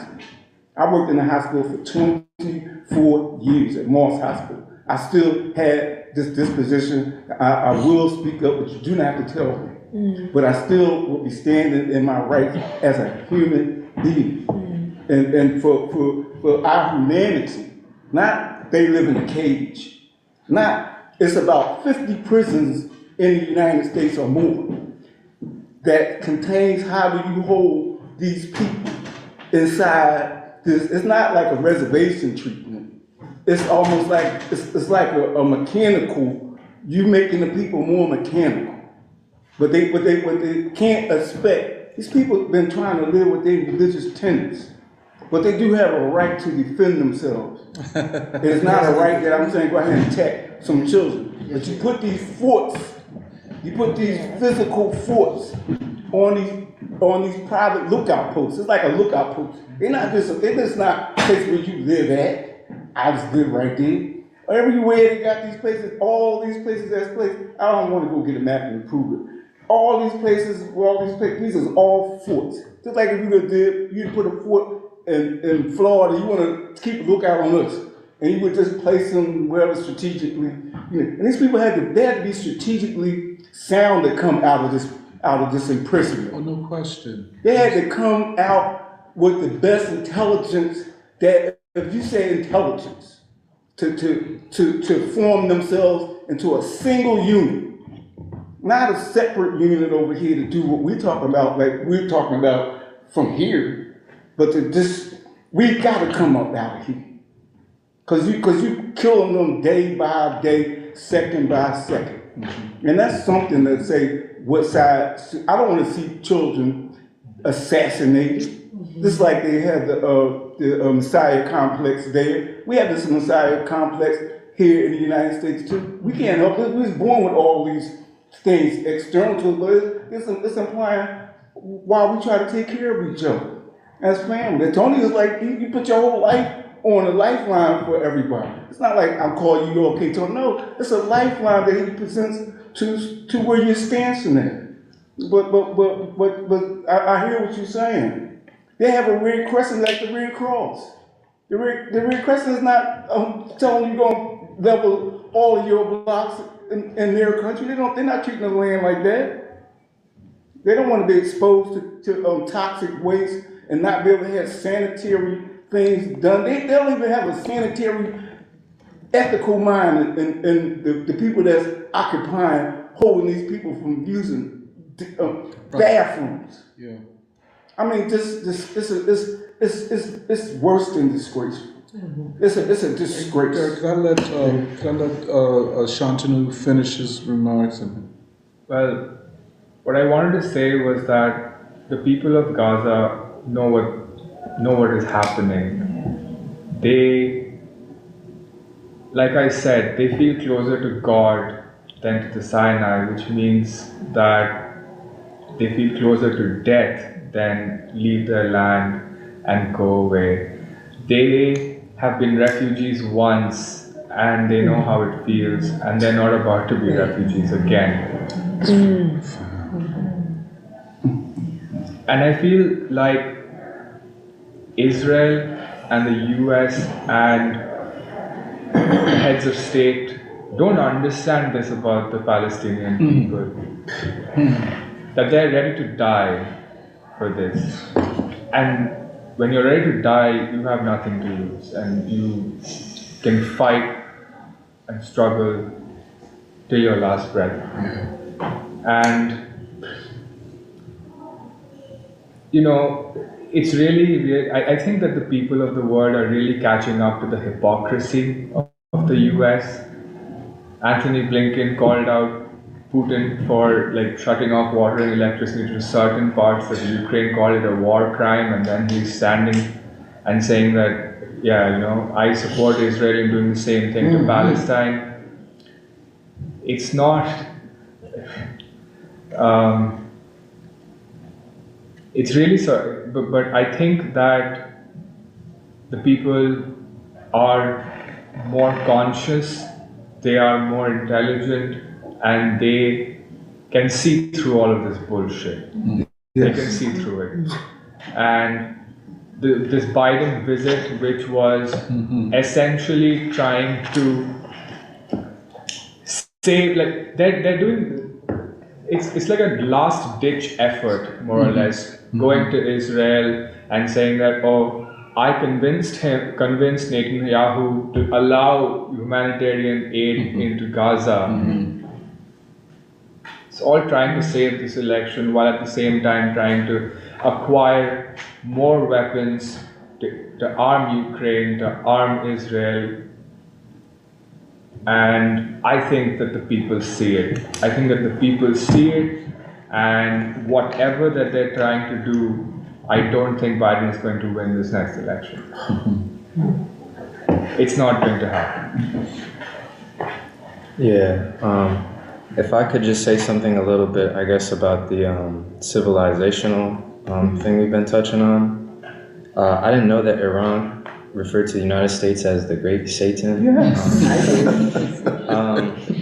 But it's interesting because I think Russia also refers to this as like a struggle against Satanism. Really? Yeah, I've read a couple people. But yeah, just this whole so trying to look at, I guess, the moment, or how you would define human civilization is this kind of struggle against, and I guess when they say Satanism, they're probably talking about, this type of Western order, the imperialism, the values, this complete lack of regard for human life, all of that. So, and I'm sure China probably feels the same type of way, but they're a little nicer, when they talk about it. But I guess this kind of, just going to about what is, or how do they perceive American civilization, and I think it's clear that they understand that the rest of the world does understand that this is a ruling class, a rogue ruling class separated from the people. Increasingly so. And that does leave the question to the American people once again, okay, what is the reality, what's real to America? What is the American reality? And that was through, the struggle against slavery, the struggle, Reconstruction, civil rights, all of that, world peace. So, I think just partly for the Henry Winston conference, that is kind of like part about the panel that we're trying to talk about on civilization. And also this thing that Emily mentioned about the intersection between the moral and the ideological thing being the basis for unity. One of the ways I look at this increasing conflict that the United States keeps on starting is because the ruling class has basically lost the American people. And at first I had thought ideologically they had lost the American people. Still struggling over that, but I think this is interesting. Just this week at work, we were talking about the Israel-Palestine conflict, and somebody said, like, even to a gangster, like, that's cold, because I work with some tough people, from the streets. Okay. Sometimes I feel out of place, but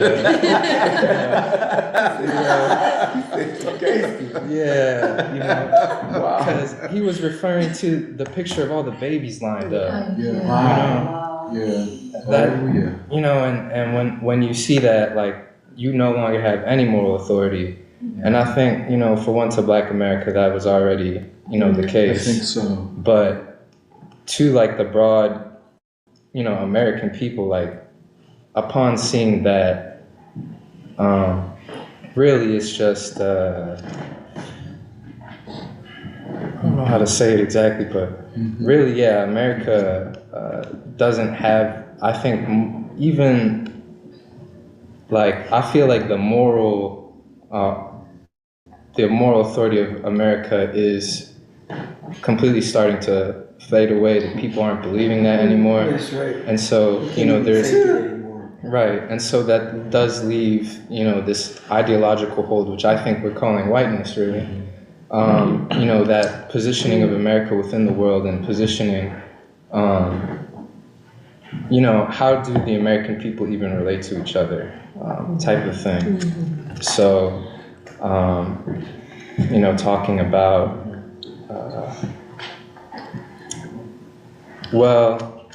it's the question also of, like, how do you treat your own people? Right. And I think that's also one of the big outrages about this whole $100-something billion that's going out. Where they even get this money from? Yeah, right. Yeah, right. But I kind of forgot the rest of what I was going to say. But something like that. Maybe we can go to the next. I mean, I think this thing about it being a civilizational war is pretty deep. Like, I'm still just reflecting on that. That's not really that related to this Biden administration thing.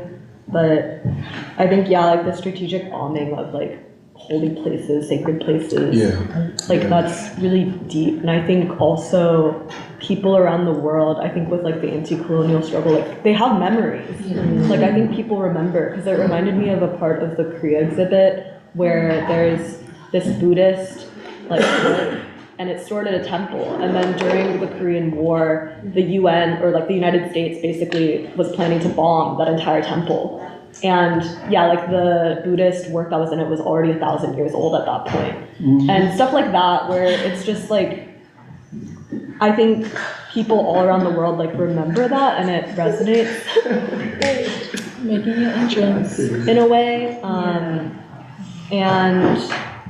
But then it's kind of this thing of young people in America, and I think the American people don't want to be left behind or left out of that. Like, I think it is a question of human civilization, where you can see all of these demonstrations around the world, like everywhere around the world, and it's like hundreds of thousands of people, and then it's really interesting to see the American ones, like, side by side, like, in that same vein. where it really, like, I think sort of different from, like, the Black Lives Matter marches and how there are, like, little mini ones in, like, Taiwan or, like, South Korea or something. It's very different, like, the tenor of it's different, and I think, yeah, it's just really interesting. But also I was thinking that all of this does make you think about what the making of a new American people will be and how exactly that will come about, where I think because we in the Free School have been talking for a long time about the new American people, and specifically like this issue of war and peace, I feel like in some ways we're in a position where we can see these new developments in a sort of unique light, where in some ways like the rational scientific has been laid out because of certain experiences, like the war on terror, like all of these wars, and then also this alternative idea of a peace industrial economy. Like it makes sense to pursue peace. And I also feel like with the Black proletarian imaginary, like we've talked so much about why America needs King, Baldwin, and like even this idea of, I think, like soul or the centrality of the Black liberation struggle or Black people to America have been, like we've been talking a lot about that in this conversation. And I think what's interesting is that at this moment, it feels like the moral revolutionary imperative has taken like center stage, where it's just so compelling, and I feel like it's like the central force around which I think people are trying and need to sort of recalibrate themselves around, and I think that's sort of what creates this moment of fluidity that we're in. And it's interesting because on the one hand, we've been talking about the moral and the ideological together, where just like that revolutionary imperative or that moral imperative alone can't last without the complete form of it. Say that again. Like you can't just like basically I don't think you can have a movement like realize itself just fueled on this thing of like, oh, the moral imperative. Like it needs to be supported and basically like protected and bolstered and developed by like both the rational scientific and like the ideological and the Black proletarian imaginary. But I don't know, I think it's interesting because in some ways it's not as though those are separate things either. Like I was thinking about that King quote where it's like, with talking about the Good Samaritan, like instead of wondering like what will happen to me, I wondered like what will happen to them if I don't stop. Right. And I think that is kind of in some ways what's happening in Palestine forces, like it really forces you to think of it, because you're like, if I don't say anything, if I don't stand up on the right side and these children are getting killed, like who am I? But then at the same time, it is still a question of, yeah, who am I? Like, what am I going to stand for? And I think that's sort of the question of like, where will the American people go? But yeah, and I think I want to connect that to, yeah, what the Biden administration is up to, which I think different people, like Doc, you talked about it, and Shantanu, you talked about it, and sort of this configuration of like the Biden administration, its history, and then what's coming up with the 2024 presidential election. And it's just very interesting because Biden had planned to stop in Jordan to meet with King Abdullah II of Jordan, the leader of Egypt, and then also the leader of the Palestinian Authority, Abbas. And then basically he went to Israel, and then because of the bombing of the hospital, and then because Biden said like, oh, like the Israelis, like they didn't do it, then the leader of Jordan canceled that entire summit. And they're like, we are not meeting with you.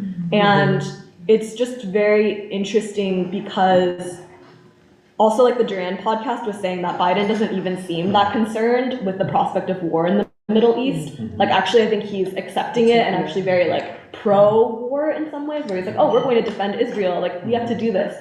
And it's like he is so callous about what the consequences of that would be. Like, even for like the Israeli government and the Israeli people and like generally in the Middle East.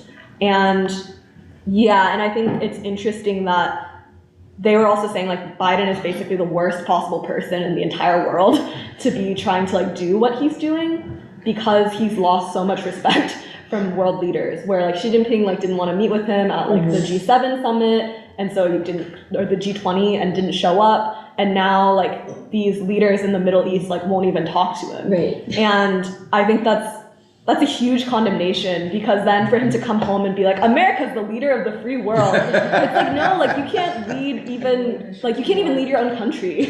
And yeah, and I just think it's like, it's very revealing and shocking, because it's so clear that the majority of the world's people stand with Palestine. And I think even in America, it's not as simple as like, oh, we like unconditionally, like no matter what, support Israel. Like there's already a question. And I think it's just very interesting that Biden is choosing to double down on Israel at this time.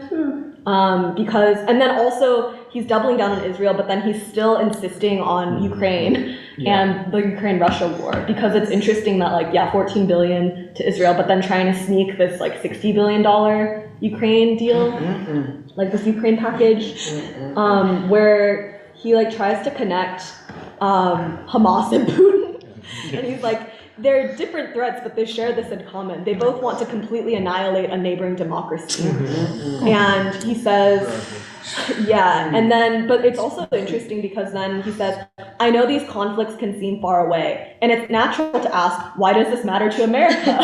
Which is actually like, that is the question. Like he sort of, in this address, he treats it like a second grade question or something, where he's like, let me lay it out for you. He says literally, so let me share with you why making sure Israel and Ukraine succeed is vital for America's national security. And he says, history has taught us that when terrorists don't pay a price for their terror, when dictators don't pay a price for their aggression, they cause more chaos and death and more destruction. They keep going, and the cost and threats to America and the world keep rising. And so he's saying like, oh, we need to stop this now in case things might get bigger. And he tries to frame like the basically provoking greater conflict and basically risking outright world war. He frames that as a smart investment, which he actually said like, oh, this is a smart investment. Like we're just gonna give $60 billion here, $14 billion here, and we're going to like, everything's going to go great. And he even says like, oh, like when we're sending these weapons, we're sending them from our stockpiles. And so we're able to replenish them with new, better weapons. And so he's going hard on this idea of like, if anything, a war industrial economy, and trying to claim that this will be good for Americans. Create jobs. Yeah, and it's just very, it's like, kind of, I don't know, it was a very interesting speech, because seeing the news and like seeing how different people like I know and just people in general reacting to it, I wondered, I was like, who is Biden speaking to? Like, who is the America that Biden is speaking to? What's left of that America? Because if anything, I feel like the people that I know who are more pro-Israel at this point are kind of, in some ways, the right-wing people who are just out of knee-jerk, like, reaction or, like, the historical experience are inclined to support Israel. But I feel like young people, even if they were pro-Biden because of this like fascist threat, I feel like young people just cannot be down with what they're seeing. And and so it made me wonder like who does Biden or like this whole apparatus like think that they're speaking to? Like, is that American people still existing, or is it actually much more fluid and in flux? And I think that also brings me to what I just have a few updates, I guess, on the presidential race, where, I mean, like Cornel West, for instance, like he has come out, I think, very much like affirming the humanity of like the children and the people in Palestine, which is important. But then I feel like politically he's maneuvered himself into a place of like almost irrelevancy, unfortunately, where I think it's just that this independence thing, and then he had this like minor scandal where apparently Harlan Crow, who is like a Republican, donated money to his campaign, and apparently that's a really big deal. But I think basically Cornel has exposed himself to being critiqued or attacked by basically everyone, and he's in such a vulnerable position that he feels like he has to respond to all of that, and so he's just sort of digging himself further and further into his hole. And one of the tweets that he made was like, he was trying to talk about Israel and then connect it to that scandal where he was like, all of these things are like bad and like I'm the right person. And so it just like, it was kind of disappointing that he has put himself in that kind of position, because I feel like then when you think about RFK Jr. and Trump, it's just disappointing right now a little bit. And I think there's an interesting mismatch where I think RFK Jr.'s constituents or his supporters are much more skeptical of Israel, and I think are much more, like, they're confused as to why RFK is taking the stance that he is. Like, I'm in one of, like, the Reddit forums, and they're all like, oh, like, you know, and it was interesting because maybe 2 weeks ago, people were like, oh, like, I'm skeptical of RFK's position on Israel, but I'm hopeful that because he has changed his mind on many other positions, that he will, like, over time be better. And then this week, it's like, this is unbelievable. That he's just been the same as he has. Like, I feel like it was the Philadelphia rally and 2 days before the Philadelphia rally where he's saying we should give Israel, like, everything that they, like, need. And so RFK supporters, I think, are having to question, what do you mean by anti-war? Like, are you serious about this? Right. Because actually right now with Palestine and the prospect of war in the Middle East, that's maybe the biggest possible, like, hot war. And so it's like, what does anti-war actually mean? And I think right now this moment is kind of a proving ground for what that anti-war movement will actually mean. And I think on the other hand, I think Trump supporters, I don't know exactly how they feel about this whole, like, Israel-Palestine situation. Like, I think it is pretty fluid, but the thing is that I feel like Trump is in a position to decisively take a stand and then lead the people. And because I think the thing is that RFK supporters are trying to push RFK towards taking the right stand, but he just won't do it. And I feel like Trump is in the opposite position where he needs to take a moral stand or a leap of some sort and then have people actually come with him and develop on that way. And I just think it's a little bit unfortunate that, Trump lacks this moral clarity, because I think he actually has the experiences and the tools that he would need to actually take that stand. Because he initially came out and said, like, oh, like, this would not have happened if I were president because I would just be better. Like, he was sort of like that. And he, like, took it as sort of, instead of seeing it as a political situation of extreme significance, I feel like he sort of went the personal route of, like, oh, well, I don't like Netanyahu, or like, oh, like, I don't like, and he was trying to sort of frame it as, like, how can I make myself look good right now? But and I think then I dug more into, like, how Trump actually was during his term as president with the whole Israel-Palestine stuff. And there was this Axios article that was pretty interesting where somebody had interviewed Trump, like, many times for a book. And according to that interviewer, Trump had said, I don't think Netanyahu ever wanted to make peace. Basically, Netanyahu was a bad faith actor. And apparently Trump actually really liked Abbas. He said, like, I thought he was terrific. He was almost like a father, couldn't have been nicer. I thought he wanted to make a deal more than Netanyahu. And so Abbas told Trump that he thought that they could actually make a deal, but then Netanyahu got in the way and told Trump to wait. But then Trump also said that Jerusalem could be the capital of Israel, and that obviously led the Palestinians and Abbas to, like, withdraw or to feel very slighted or kind of hurt. And I think Trump didn't actually understand why that was, and instead he took that personally, and then it became sort of, again, a cold stalemate. And so this analyst was saying that Trump's decision in that was mainly political, where he wanted to fulfill his campaign promises about Israel and to also sort of reach his evangelical base. And I think that that's pretty important, but then also... And Sheldon Adelson. The thing is that his advisors, I think, were also a really big part of this, because this analyst says, but in our interview, Trump struggled to explain why he continually took steps to benefit Netanyahu and harm Abbas, even though he'd initially found Abbas more cooperative. And one explanation that he offered was that he'd always been told the Israelis wanted peace, not the Palestinians. And so I think it's really interesting because you can see Trump's instincts to make deals, to read people, and to actually evaluate, like, what is the position that we're in.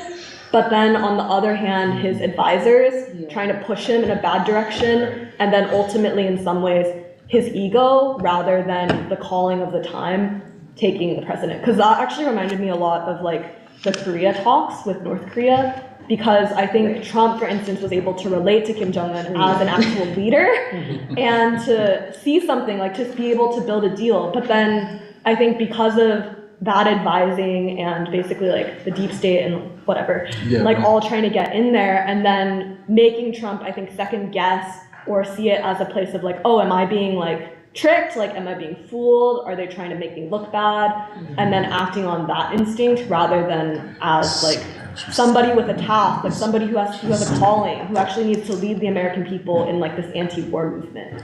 And so I kind of think that's like where we're at. But I think the thing is that Trump does have this experience.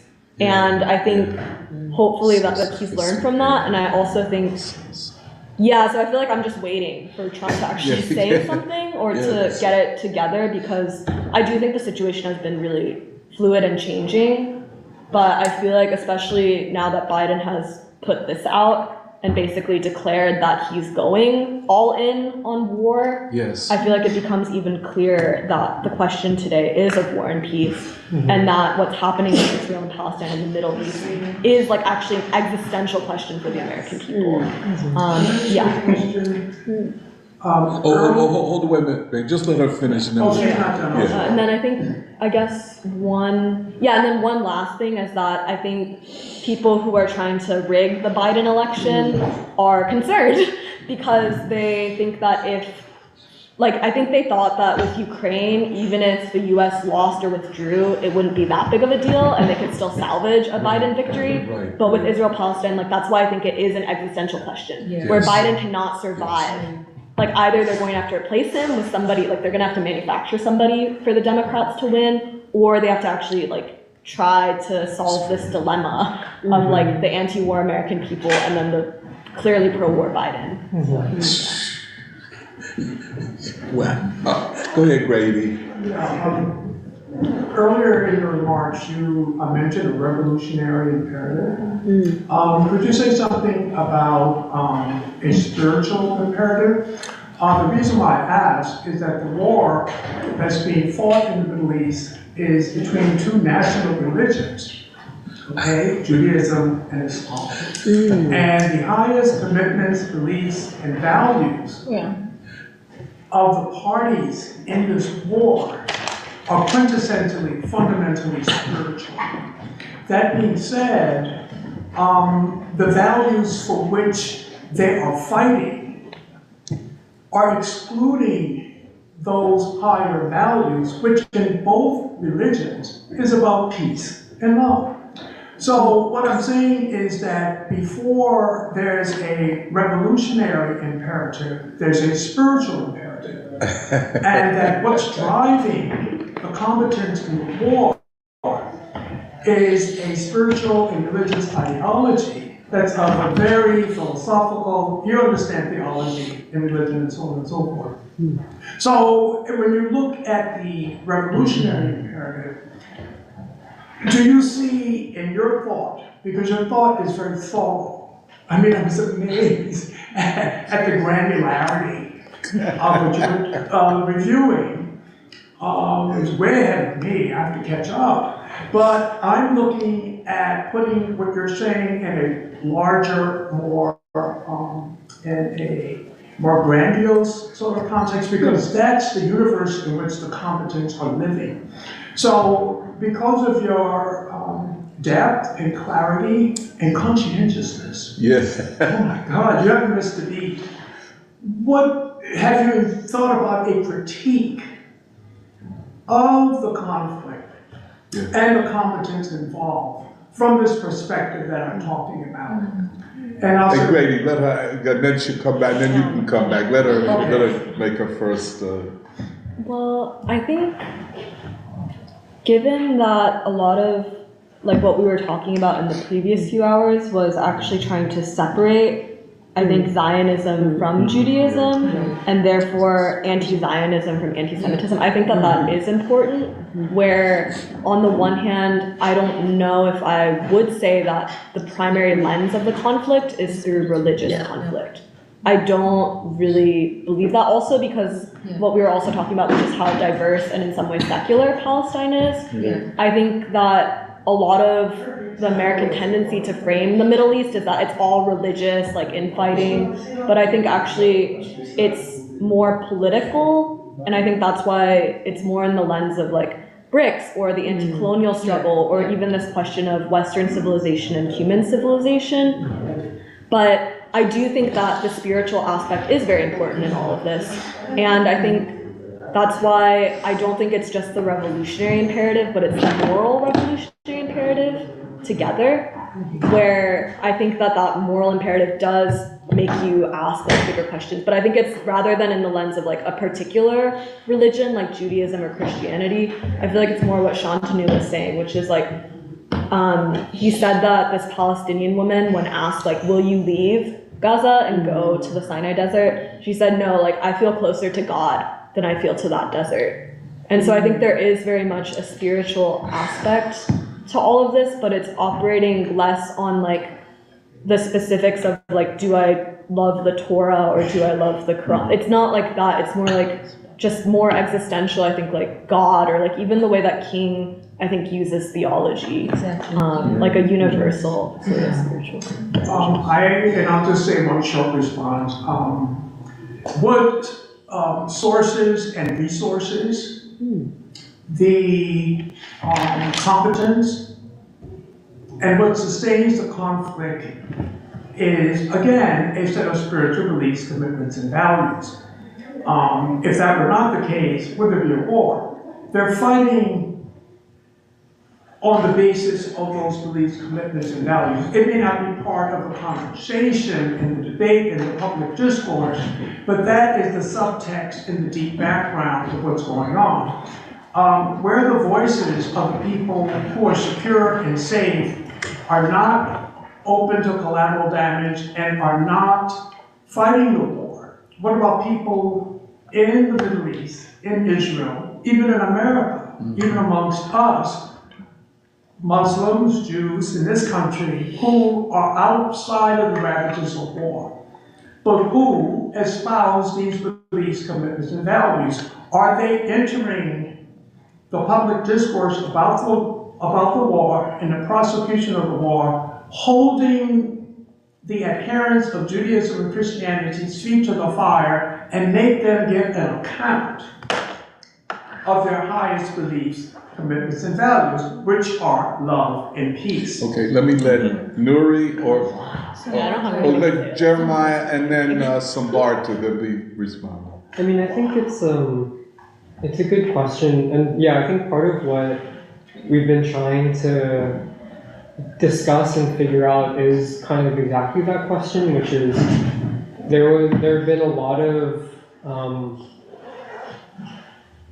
protests, especially amongst American Jews, against Israel's policy of occupation of the Palestinian territories, and then now, especially with the all-out, full-scale, genocidal nature of the Israeli carpet bombing of Gaza and of now even like the West Bank and stuff. And I think part of it is like this question of, and I think this was brought up earlier in free school, but people are opposing what the Israeli government is doing and what the IDF is doing on religious grounds. They're saying this is not in line with the principles of Judaism, which I follow. What the Israeli government has done and is now doing in an even more concentrated way is antithetical to what I believe as a follower of Judaism. And so I think that like that is part of, in some ways, like the driving like force too of how people are processing the war. And I think that on a larger level, it is both, yeah, like ideological, but also ultimately a moral thing. And that, yeah, like I agree with others, and I've never seen, I think, this kind of response, especially amongst young people, to what's going on in, especially in Gaza. It's very striking, in fact, and because it's not just a question for Jewish people in the United States. It's a question for the American people, because Israel relies on the backing of the U.S. government. It would not be what it was without the backing of the U.S. government. And so it's not just a question for Jews of like, oh, will this war be fought in our name? Will the genocide of the Palestinians be carried out in our name? It's a question for the Americans. will this war be carried out in our name? And I think it's one thing that's been very remarkable is the fact that I've actually, I don't know, it's like, it's so strange how I guess things develop, but I've never seen Baldwin being quoted as much as I have now on social. I've never seen Baldwin being quoted as much as I have than now, I think, especially on social media. Wow. At least, and maybe this is just like my algorithm. Maybe it's from people that I would not normally expect to be posting Baldwin quotes. Wow. But part of it is because Baldwin makes a very clear point. He's like, the creation of Israel in 1948 was not something for the Jews. It was basically to protect Western interests in the Middle East. Yeah. Wow. And he said that outright. But also, it's a like, there's a particular quote by Baldwin where he says, like, the children of the world are ours.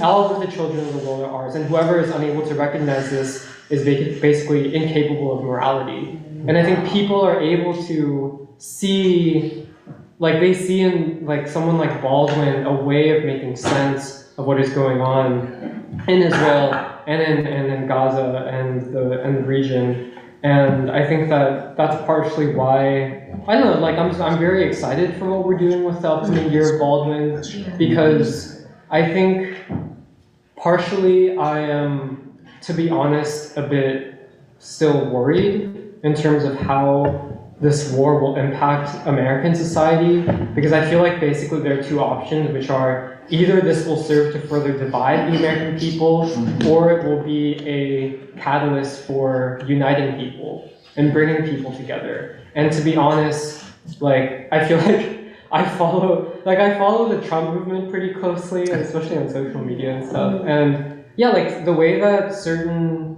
people have responded is very, like, to be honest, it's pretty racist sometimes, you know. And I think there's also a kind of projection and kind of misunderstanding that's happening, especially amongst people, whether it's Republicans or the Trump movement in general, where they're like, oh, these elite university college students who are taking a stand for the Palestinians they're just acting out of wokeness. And like they're basically justifying terrorism because they're so woke. And I think that there actually does have to be a reckoning that takes place amongst people, whether they're in the Trump movement, but whatever. And I think that this is partially the task that we see as people who are invested in the future of this country, which is actually all of these different groups in America have so much more in common than they think, perhaps. And yeah, the crux of it really is this question of war and peace. And I feel like we are taking up this task, and I think others are also taking up this task, but like we as in the Free School of, like, we want to show that there is actually a common ground that can be established. And I don't think that it will be easy, but it is possible. Because, yeah, like, I feel like partially there's also, you know, there's splits that are happening amongst the right, you know, people who are being like, yeah, like America should full-throatedly support Israel, as opposed to people who are like maybe more skeptical and will be like, oh, basically we shouldn't start World War III. Like that's Trump's line. That is literally Trump's line. He's like, if I'm elected president, there will not be World War III. Yeah. And you know, like there are almost like friction, like fractures and kind of breaks happening within that context. But I just feel like in a lot of ways it clarifies what we feel is our purpose, which is we seek unity, we seek the common ground, we seek to build clarity amongst the people. But yeah, I just feel like, I don't know, like part of it is like I'm still worried, I guess, about like how ultimately this will all play out. But I'm at the same time very optimistic, because I think,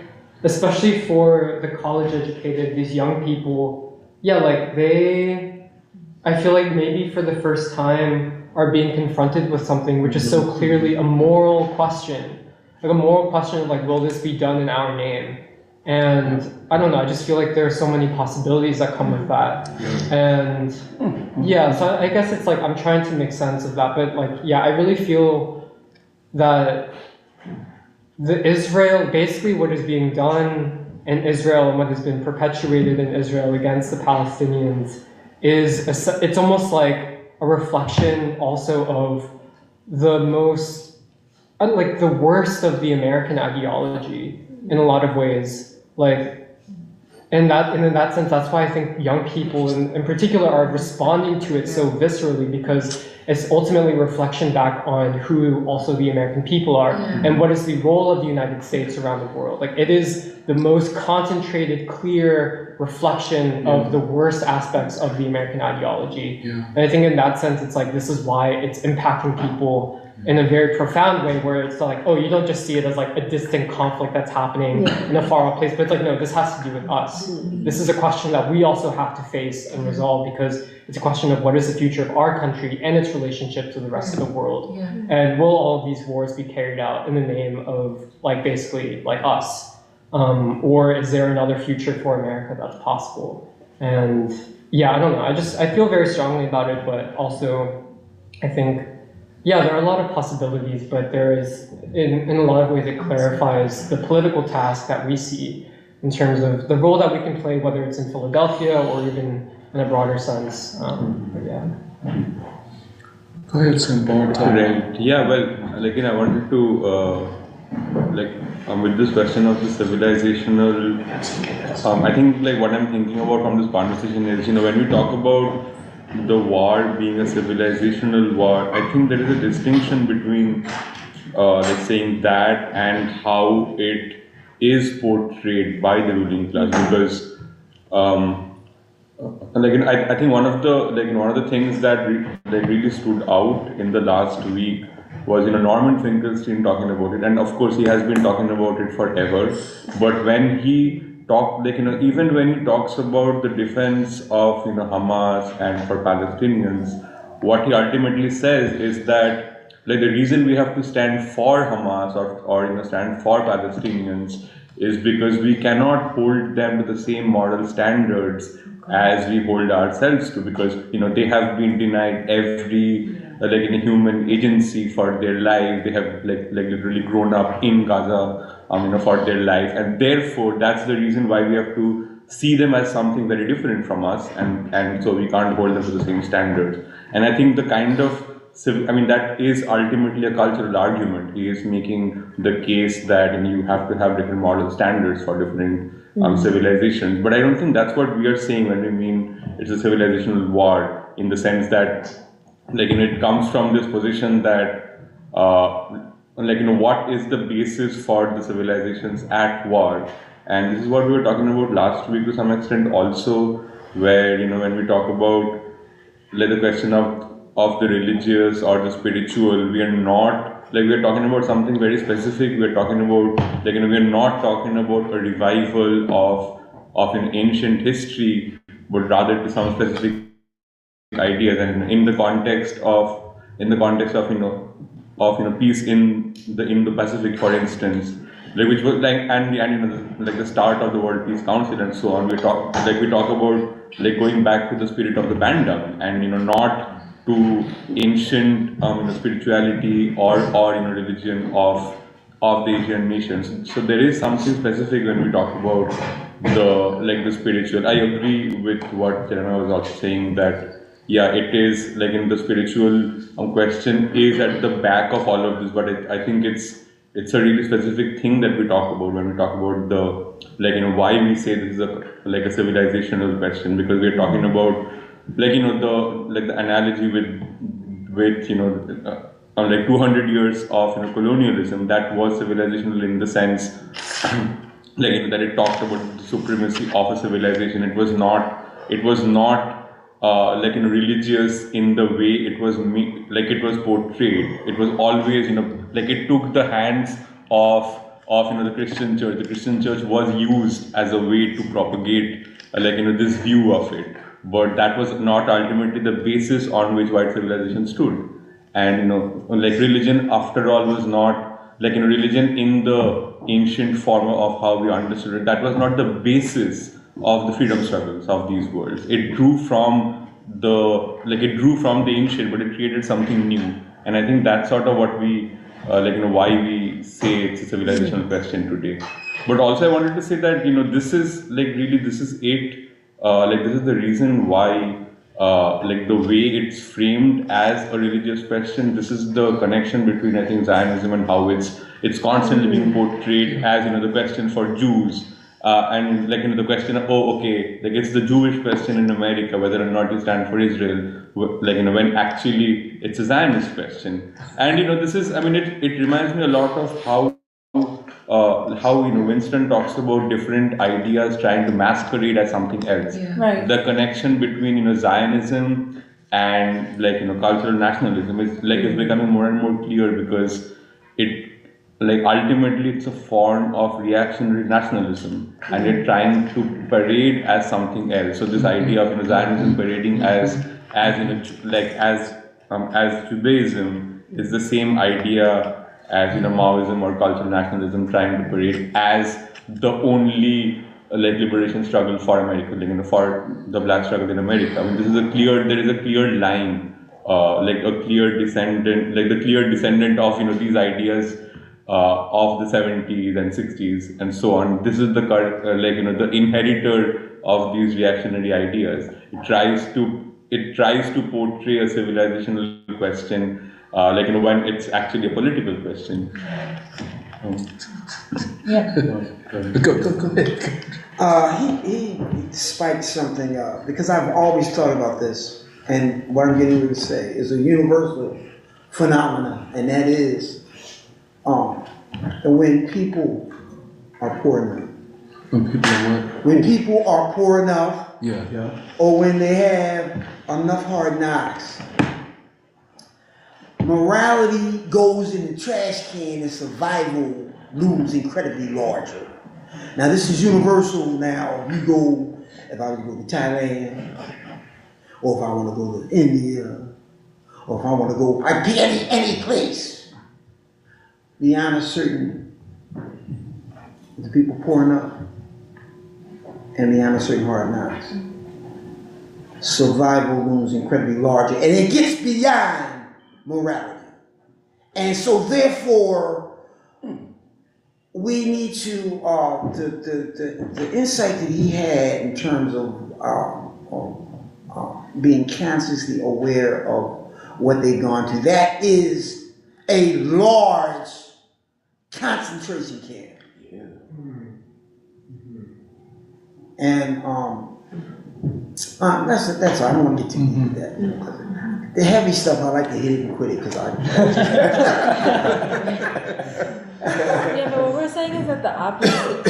We're saying the opposite. We're saying that with only morality do those whom at this point in time are being bombed on night and day. It's morality. It's God that actually will be their weapon. Like we're saying that's what I think. Because I think it's also the thing of hip hop that you're talking about, like survival, that's what, black people, we don't believe in king, but actually it's the opposite. The only thing that we really need and have is king and our belief in a future, and that's essentially what will carry it forward more than. But what I was actually pointing at was the fact that if you look at, I just use it very quickly as a graphic example.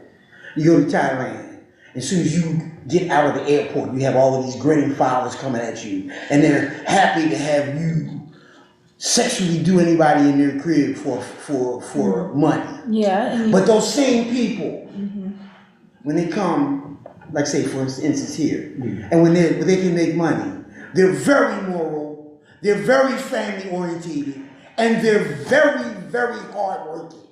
So this is a universal phenomenon, and it's very empathetic when you are able to acknowledge the reality of those people and and what they're living, and then you can make accurate moral judgments. Wow, this is so interesting. You've opened up something. That's a Pandora's box. Well, not exactly. Not exactly. I would say you've opened a new region of discussion, because if one takes a kind of narrow Marxism, that it is the material conditions of one's life that brings one to her or his ideological or political position.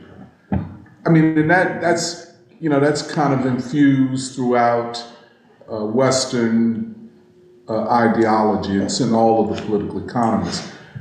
But then you get this other ideological trend among black people. I think that's what Sarah was sitting on. I heard somebody else say about, Jerry was saying this. Why do people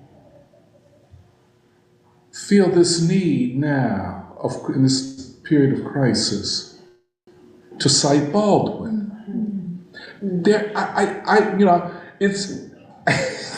It's such a great conversation. And of course, we know about it in our own community. The worsening conditions make some people worse than they would normally be. I'll just say it. I'm very dissatisfied with the way some black people treat other black people. You know what I'm saying? I don't like thug culture. I don't like that being promoted. I think it's abhorrent and it's an aberration. Okay, but some people are going to go that way, always have. But then, how do you explain those who don't? And I think we as black folk are the greatest example of this. When we could have all gone down into the gutter, not all of us did. So I think there is still, whether one calls it God, Grady, we were talking about God as, for most people in the modern world, for most of us, even the black prophetic tradition, as the moral grounding, the moral compass, and so the life of Jesus becomes a metaphor for what I want to be. Yes. You know what I'm saying? Or the life of the Prophet Muhammad. Or in Judaism, it's more the law, but, for Christians, it's more the life experience. So I think there is this constant search among people in the privacy of their homes. A lot of times people don't have nobody they can talk to about this. And there are deep thinkers among the poor, probably, what I'm saying? Atonement, I'm sorry. Oh, go ahead. Oh, let me just say this one thing. And so we use the word the moral imperative. And maybe that's not the best word, but there is a desire, an aspirational for the moral. And the way you talk about it, Dan. So I'm going to use, like Jeremiah name, something in atonement. I might use the word atonement. I'm not using it out of some strange thing. But this atonement and having tone like Baldwin is a certain kind of point where you've been quiet. So not only being quiet, but a quiet disposition inside allows a tone to flow through you. Yes. But it's kind of like I'm describing a phenomenon that takes place in the religious political atmosphere. And the other atmosphere, I would use the word, these are my D times. It's the my D times. So sometimes the atonement, let me describe the Mahdi. The Mahdi. But the thing about to have this tone and this quality, it's like it resonates. But if you don't have those periods of having that quiet, it's like a quiet sound in your life. This comes through. It comes through because that's part of like the Christ Church or something that comes through because you've given yourself time for atonement. It's like you can't even begin to believe that you even got to do such a thing. You know what I mean? Whether you baptize or whatever the word they want to use. But I mean, I'm gonna take one step closer. It brings something to you that I might not be able to find that word instant. Like you can't find the word. That word comes in like somebody said, oh, that was the word. But it doesn't just come because you pounding out something. You can't be pounding. It's a period where it's a graceful thing that comes upon you, but it could be forceful, but in the beginning, it's a graceful atonement. You can't tell me somebody gonna run up the house and tear everybody's places up, and you say, this people have been in atonement for a long time now. And that atonement brings you to a new nurturing place. And like, oh, we need nurturing. We can't just go jump out. I have to nurture myself to say what I'm saying. I can't say it like I'm pounding down a wall or something, but it's something how Baldwin, his character, everything I let, it's what he wear around his neck when he's talking or something, and he is not playing. This man say, take our children out of these people's possession so that we can educate our own family, like your own family and your beloved friends. You do not toss them to just anybody. And we're the same way right now. Right. And Jeremiah name, when I'll just show you, it's something when parents have that naming thing, but it's a certain quality.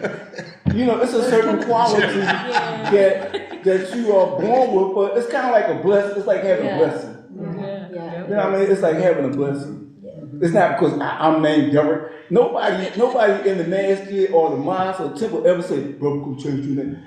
Brother Derek, how you doing today? No one ever in my, and I was like 14, 15, 16. No, it's something about how you are as a person, as an individual, and you might be bringing more what the community is trying to find this image for. They just think that it's not us.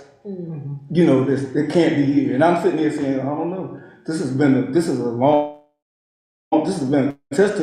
a testament. If somebody said you give a testament for your atonement. And can I ask you, are you using the word atonement in the same way you would use healing? Yes. It's important for like a healing effect. And what it does really, it's more of a literal healing, because it's a learning healing. Learning is a healing, but the appeal of it is that it rather be holistically, sound. I'm using the word sound.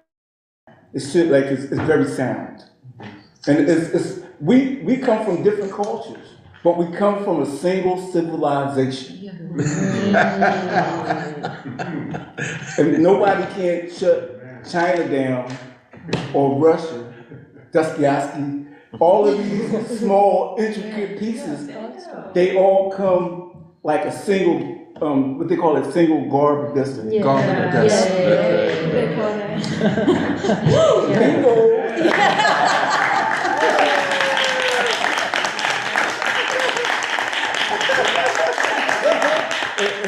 I'm just gonna say, I grew up in a city like so. We was kids. We were children. We was children. We wasn't brought up like desecrated.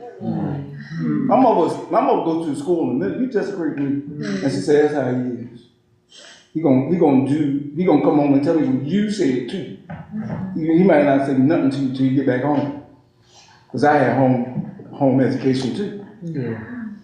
And I think all of us had something like your parents named Jeremiah. And I'm only saying that because I had Jeremiah Shabazz at the temple. Lost 12.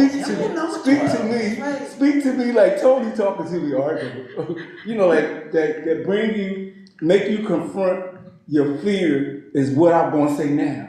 Or make me confront. That's true. You're a little man. Instead I'm a little boy.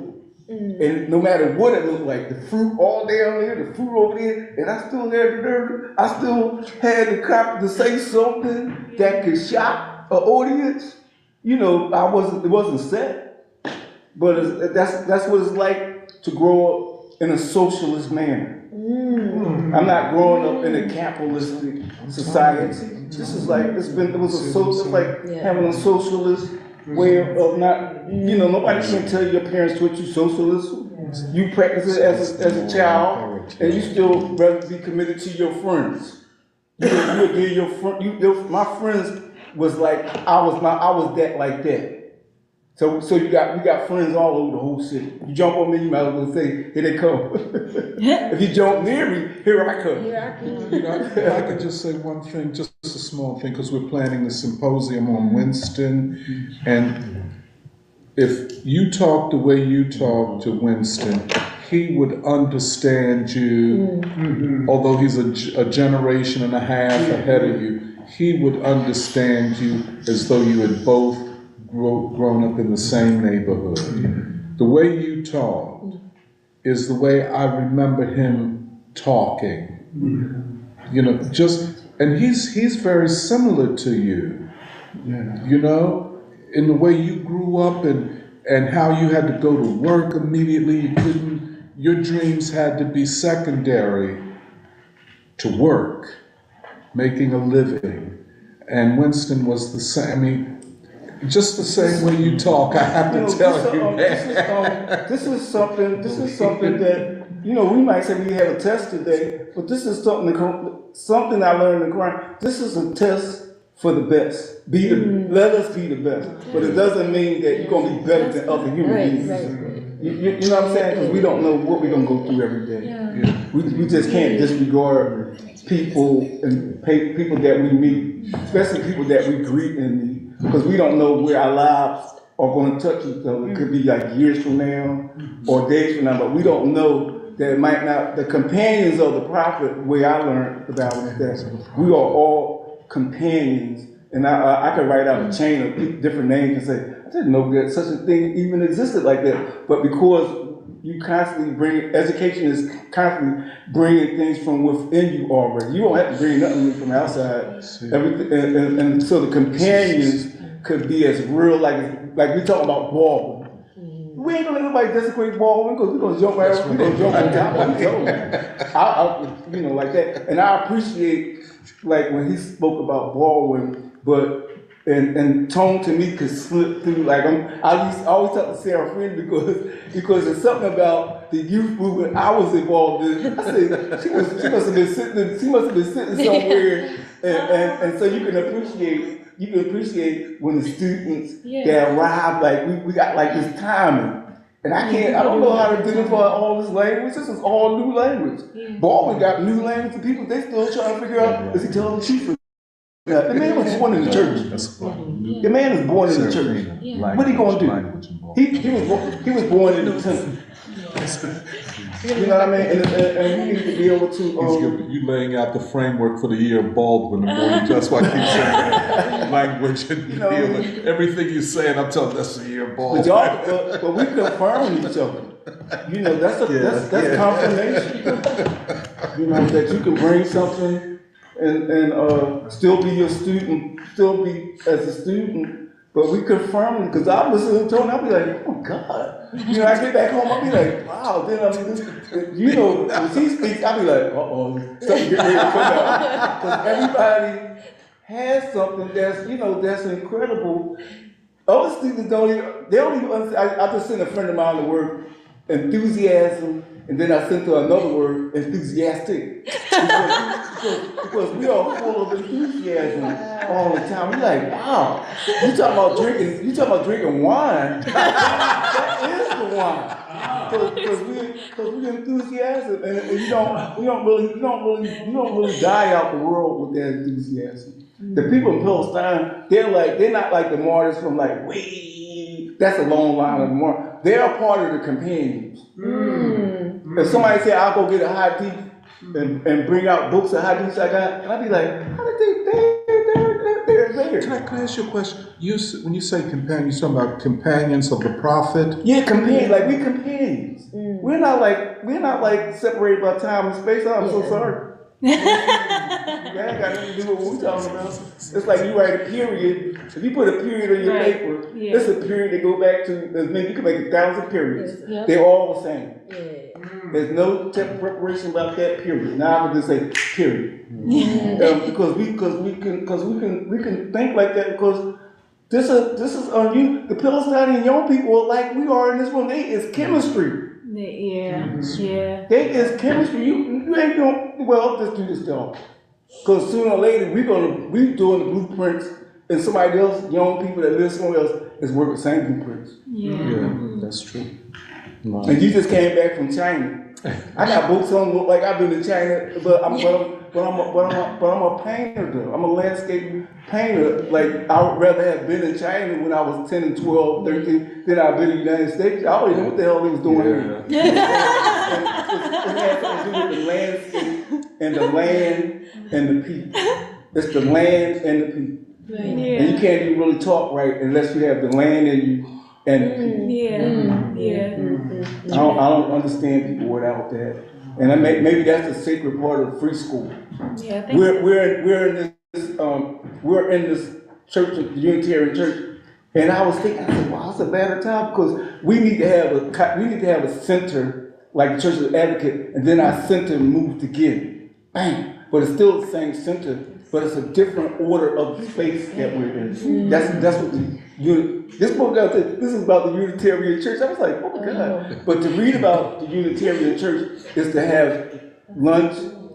It's like the brethren rather for us to be here. If you don't have that search for the brethren or sisters, brethren and sisters are brethren. They're not like male and female like over here. Right. And then to have the brethren, that's what we need to win, for what we're doing. It's not like the sense of like dominating other students if they walk in the room. They really it's like an apostle or somebody came and said, why don't y'all just break bread together here? And somebody is always elders older than me. I ain't never been in a room everybody was real young. Everybody had some elder thing, like Jeremiah Shabazz, I was learning from the master. I'm gonna forget him. He got this Jeremiah, I'm like, and y'all call him Jerry Fire with me. but the purpose of what he speaks like is methodical. Yeah. It's very methodical. It's a methodical thing that some students have. And I appreciate it. When Winston says we drink from the fountain of knowledge from whatever source, we do that for the natural sciences, why not the social science? Derek, I feel like you are the living embodiment of that. I'm serious. There's no one I know who has the humility of a student as much as you, who learns from every tradition. And it's ironically that humility that makes the best teacher. Wow.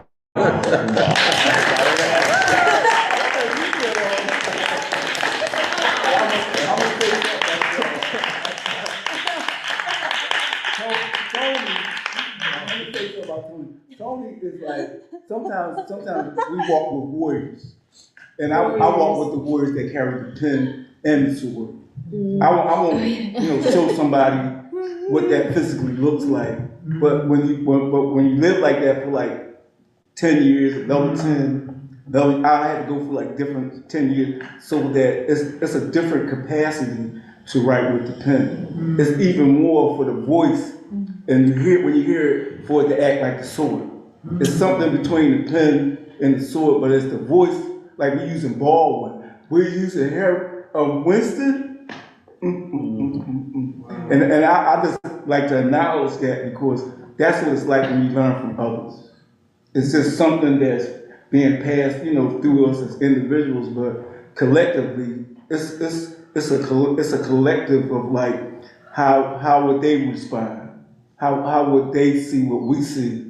And we living witnesses to see it, what they think, like, seeing what we're seeing, children and elder people, it's a slaughter, it's people being slaughtered. That's the only thing that carry you inside, that makes you weak inside, because violence and stuff like that makes the human being weak. the only thing you get strength by is I was thinking about the Bhagavad Gita because it's something that you give yourself to a certain spirit to help you before you just think you're just gonna run around and cut people to pieces. Wow. You're trying to ask for the feeling and the right to do what we're doing as human beings, but not to just do it in vengeance and hatefulness and and cruelty. That's way beyond the lives of different people who have given their lives already, but not to do something in the name of people like that, to slaughter them with our tongue with the sword, or slaughter them with the literature that we learn. It's cutting short to do that. It's trying to teach us to be in a human, in a human way, the behavior of the human being in a human way. And that's something to practice. That's something that got to come through practice. Well, Derek, thank you very much. And we're going to move on to the report back on the Winston Conference. But I just want to tell you, Michelle introduced me to one of her friends from high school who is going to China to study Chinese landscape painting. And perhaps when she comes back, you and she can meet. I think it'll be a wonderful experience.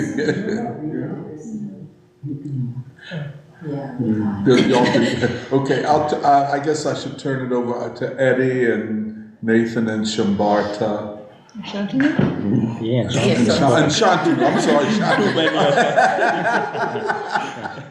It's hard to remember all your brothers. I can't remember all my brothers. Having worked with all my sisters in the past. Sure, we're very happy to announce, or I guess continue to give you guys an update on our two-day symposium titled Science and Revolution, celebrating 50 years of the anniversary of the publication of Henry Winston's Strategy for a Black Agenda, being hosted here at the First Unitarian Church on November 11th and November 12th. That will be a Saturday and Sunday, the first day being from 9 to 5, and the second day being from noon to 8 p.m. So we're going to start our event off with at 9 with some opening remarks and the vision statement that will lead into a beautiful documentary that Emil has worked on before and is further refining on Henry Winston, so we can really get a sense of the man himself in his completeness in a very intimate way, even just to see his beautiful face and the way he speaks, which will also be followed by Doc giving some remarks himself about his experience with Henry Winston, given that I guess they worked so closely together for so many years in the Communist Party. An unparalleled experience, just hearing it from him when we're in conversation. And also just hearing, even just reading Strategy for a Black Agenda, I said before, it sounds like I'm talking to Doc. So,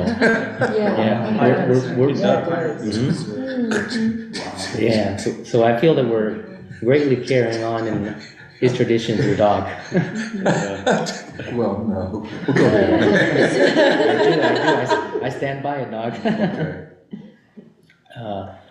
Then after some lunch, we're going to go into our keynote roundtable that is on the science of Henry Winston, which will go off of the keynote presentation that Doc will give based off of his article on the science of Henry Winston, which will also be published in the republication of Strategy for a Black Agenda for those who are excited.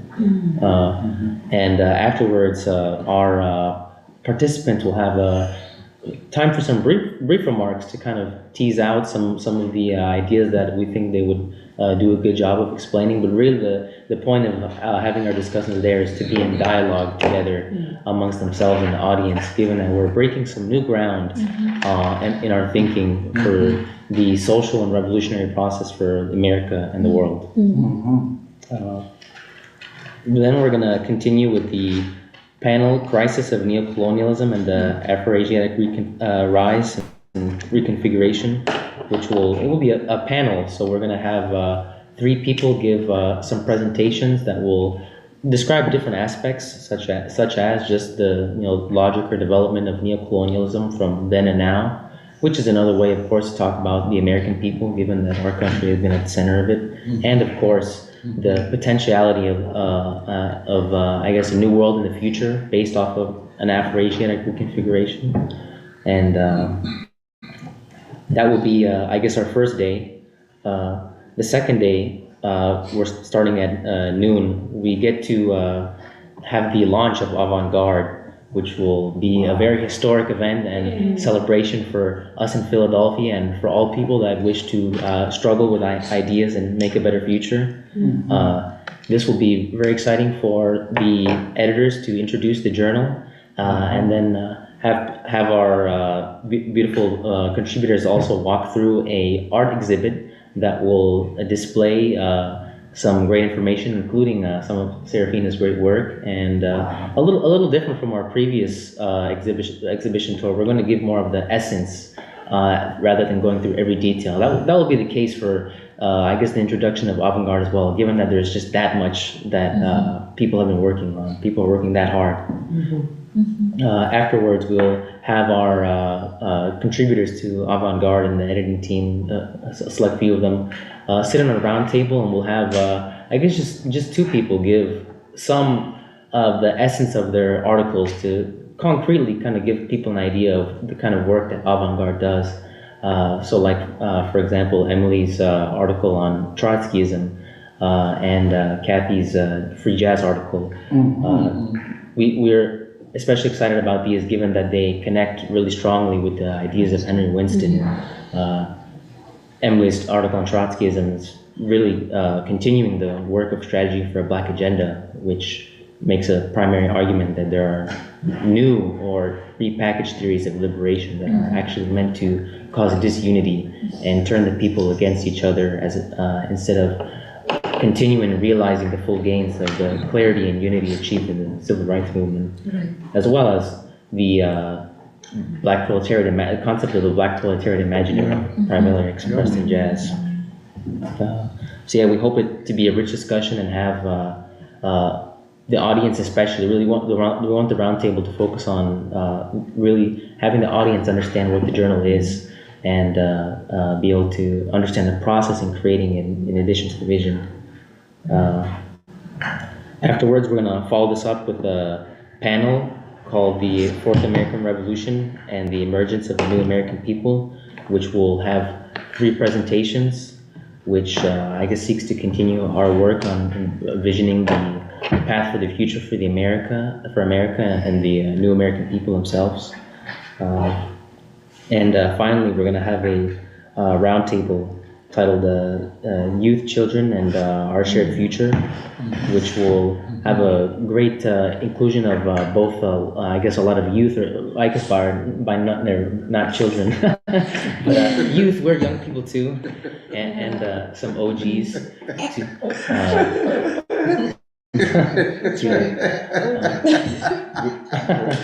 And really, I guess, continue in the spirit of Henry Winston, given that he was a young person that grew up in some very tumultuous times, and born in Mississippi, raised in Kansas City, Missouri, experienced the crushing poverty of the Great Depression, and really didn't have a future in sight, and yet was able to, in seeking to make his life better, found himself wanting to make society and the world better. Yeah. And so we want to continue in that spirit, given that our times are not too much different and are getting worse by some metrics, but we can make it better with it's a kind of discussion that will give us a chance to think about our responsibility to the children, and really the capacity of the children and what they're able to do, how they hold the key to the future, and are able to contribute to the new world. Yeah, I wanted to just give you guys some more logistical and topical updates. I hope my peers can fill in on anything that I missed. That's great.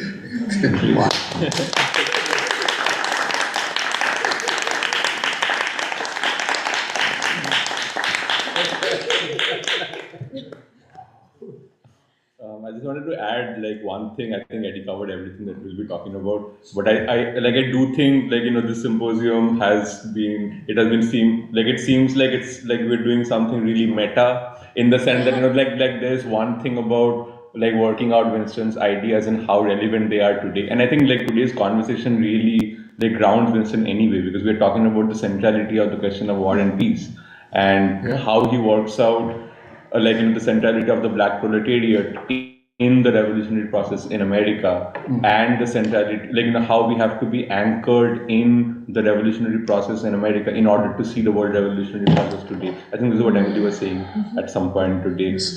But this is the reason why we are talking about Winston at this point. We are talking and the fact that a ruling class in crisis, like completely engaged in war, not just in Ukraine anymore, but in Israel and soon to be in China.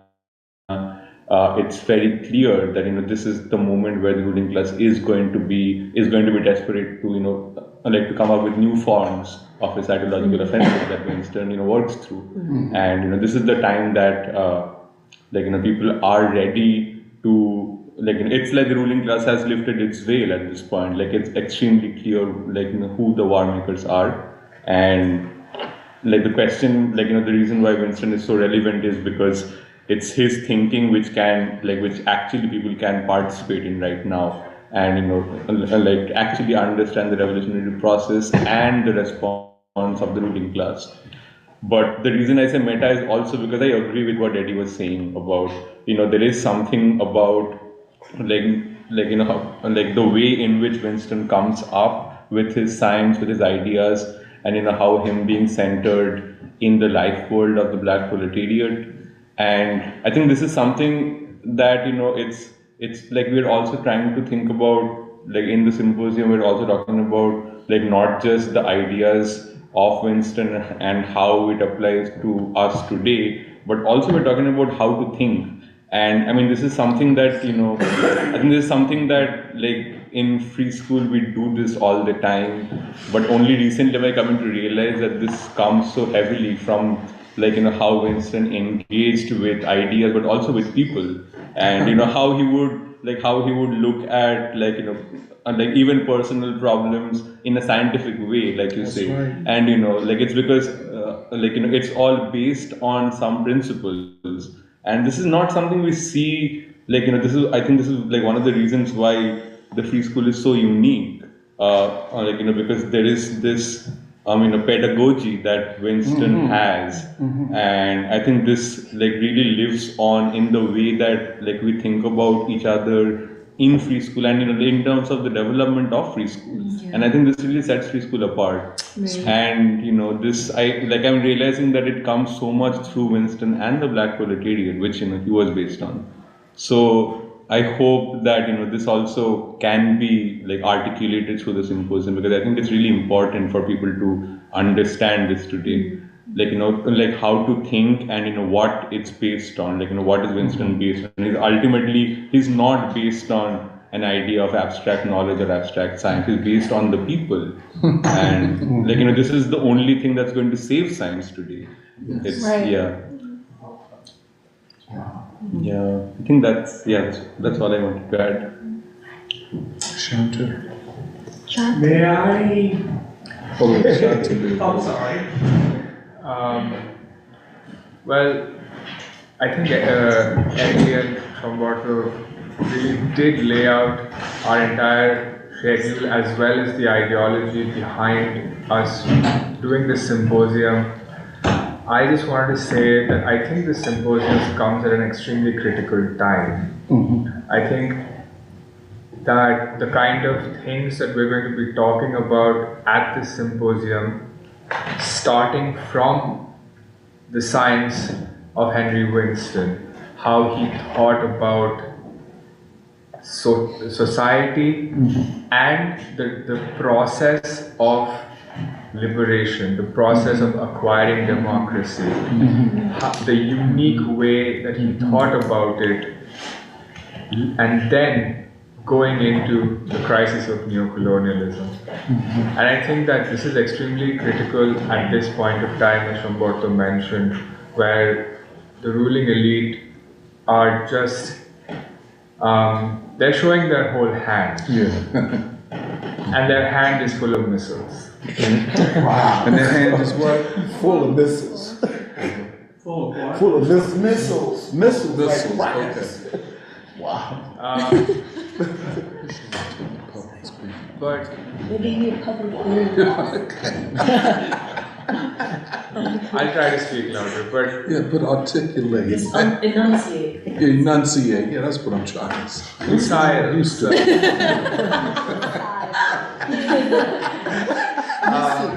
Missiles. but yeah, but the essence of what I'm trying to say is that it is extremely critical at this point in time for us to understand that war is the only play that the ruling elite have left. And it is an important question as to where the American people are going to stand. Yeah. Are we to be a civilization of war, or are we to be a civilization of peace? Because America is not yet a civilization. It is yet to be born as a civilization. Yep. Wow. And we face an extremely important choice in front of us. And this all ties, like what we're going to go into during this symposium. We're going to go into the geopolitical situation. We're going to go into the 2024 presidential elections and how all of that is related to the crisis of neocolonialism and what the American people have to do in order to come out of that as a people belonging to a civilization of peace. And I think that this entire symposium is going to be one whole thing, and I think we talk about this every single week. It's only for a structure that we are splitting this up into two round tables and two panels, but it's actually one conversation. Because everything is related to everything else, and this is something that everybody who attends this symposium needs to understand, that everything that we're going to be talking about, everything that we're going to be engaging with the audience about is related to everything else. What we talk about on the second day about the emergence of the new American people, which is, well, everybody in the audience possibly. We're going to be talking to them before they're born, We're going to be talking about the Fourth American Revolution, which was set into motion by the Black Freedom Movement. And it is now very, very close to fruition. And we must absolutely not forget that this is also a very important time to send out a message to the youth of this country. Yes. And our conversation today was extremely relevant to that, where the youth, they can't sit and stand and watch anymore. It is that moral imperative coming out. It makes them say that, okay, I need to take a stand. I can't just not take a stand and live my entire life. My life, if you don't take a stand your entire life, your life is purposeless. Your life is... And I think that the kind of conversation that we're going to try to have with the audience about the youth will bring out a lot about what Henry Winston was and Henry Winston envisioned the youth of America to be. And I think I would like to reiterate that this symposium comes at an extremely, extremely critical time. The education, what the free school does is just one thing. We try to give out information and hope that the people make up their minds, and we know that they're capable and intelligent enough to make up their minds, take a stand, be part of the struggle for peace and democracy. And that's what we continue to do, except that it's really important, it's really critical right now. we are at. The US is just making us go deeper and deeper into the abyss. They're making one decision after the other that is hurting the soul of America. And I think that the kind of things that we're going to be discussing at this symposium, I urge everybody watching to watch or come and attend, is going to be extremely relevant to this question of war and peace, and of course, the centrality of the Black freedom movement, the Black liberation movement, and Black workers in this struggle for democracy and peace.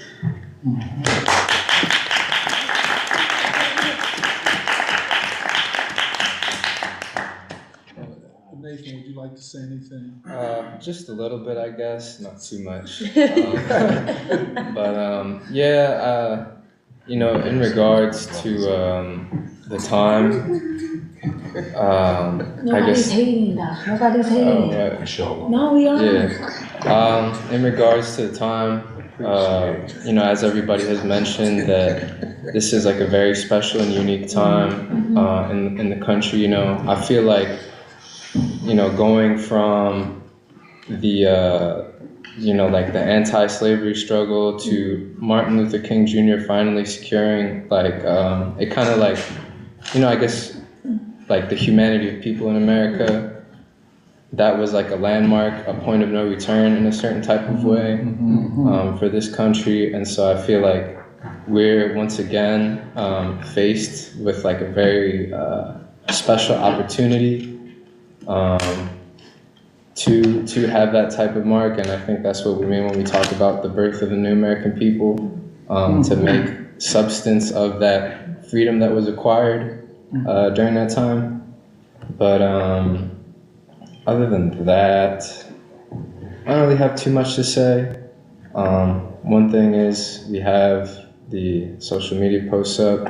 We have the website. Maybe we could put that in the chat. And also we have a GoFundMe. So if you would love to support us, we'd greatly appreciate it. That's about it. And we should say that we didn't say who all the people would be who were speaking. We'll do that the next time. Yeah. But clearly people are coming from different parts of the country, as far away as New Mexico. And there's going to be a new publication of Henry Winston's Strategy for a Black Agenda, as well as Avant-Garde being launched. And we're saying that we'll have about 60 people, probably more. And we're on the phones already, personally inviting people from Midwest Marks, from the Henry Winston Club in New Mexico, people coming from Washington, quite prominent people, Wilmer Leon and Garland Nixon are going to be on different panels.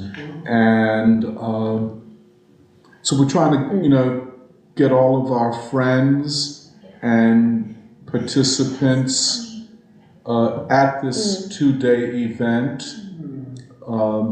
Catherine Blunt will be speaking on the children and youth and other things. But I just want to say one other thing. That Free School, we have to mobilize ourselves and our friends, making sure that just like Shantanu said, this is a critical time and people have to come together to discuss ideas and what the future looks like, and especially the youth. Of course, Lotus and different places, Mosque 12, Church of the Overcomer, and hopefully people even from the Unitarian Church here might find their way. But unless there are any questions, it's about that time, is it not? It's past that time. Oh, it's past that time. Can I make a suggestion? Yes, go ahead.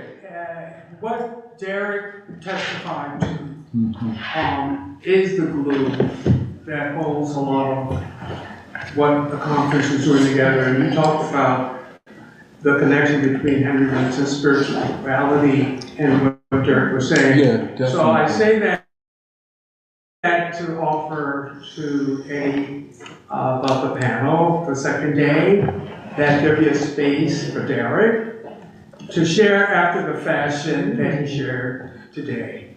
Great, thank you. I think we will take that under advisement. Okay, well, thank you to all of our listeners. Don't forget to announce the march. The march at 5 o'clock. Yeah. At City Hall. I thought it was at the So it starts at 5:30 at City Hall, but I think that means internally aim for 5 because nature will make it 5:30. Yeah. So it starts at City Hall, then ends at the art museum. Okay. Yeah. So I think that's the route of the march. Yeah. So free school, I think a bunch of us from free school are going to go. So Hopefully all of us. Hopefully all of us, and we can also have lunch. Yeah, we have to have lunch first. Yeah, we'll have lunch first. So everyone who's watching the live stream is missing out. But yeah, that was a great preschool, and I'm really excited for the Winston Symposium. It sounds great, and we'll see you next week. Bye. Bye. Bye.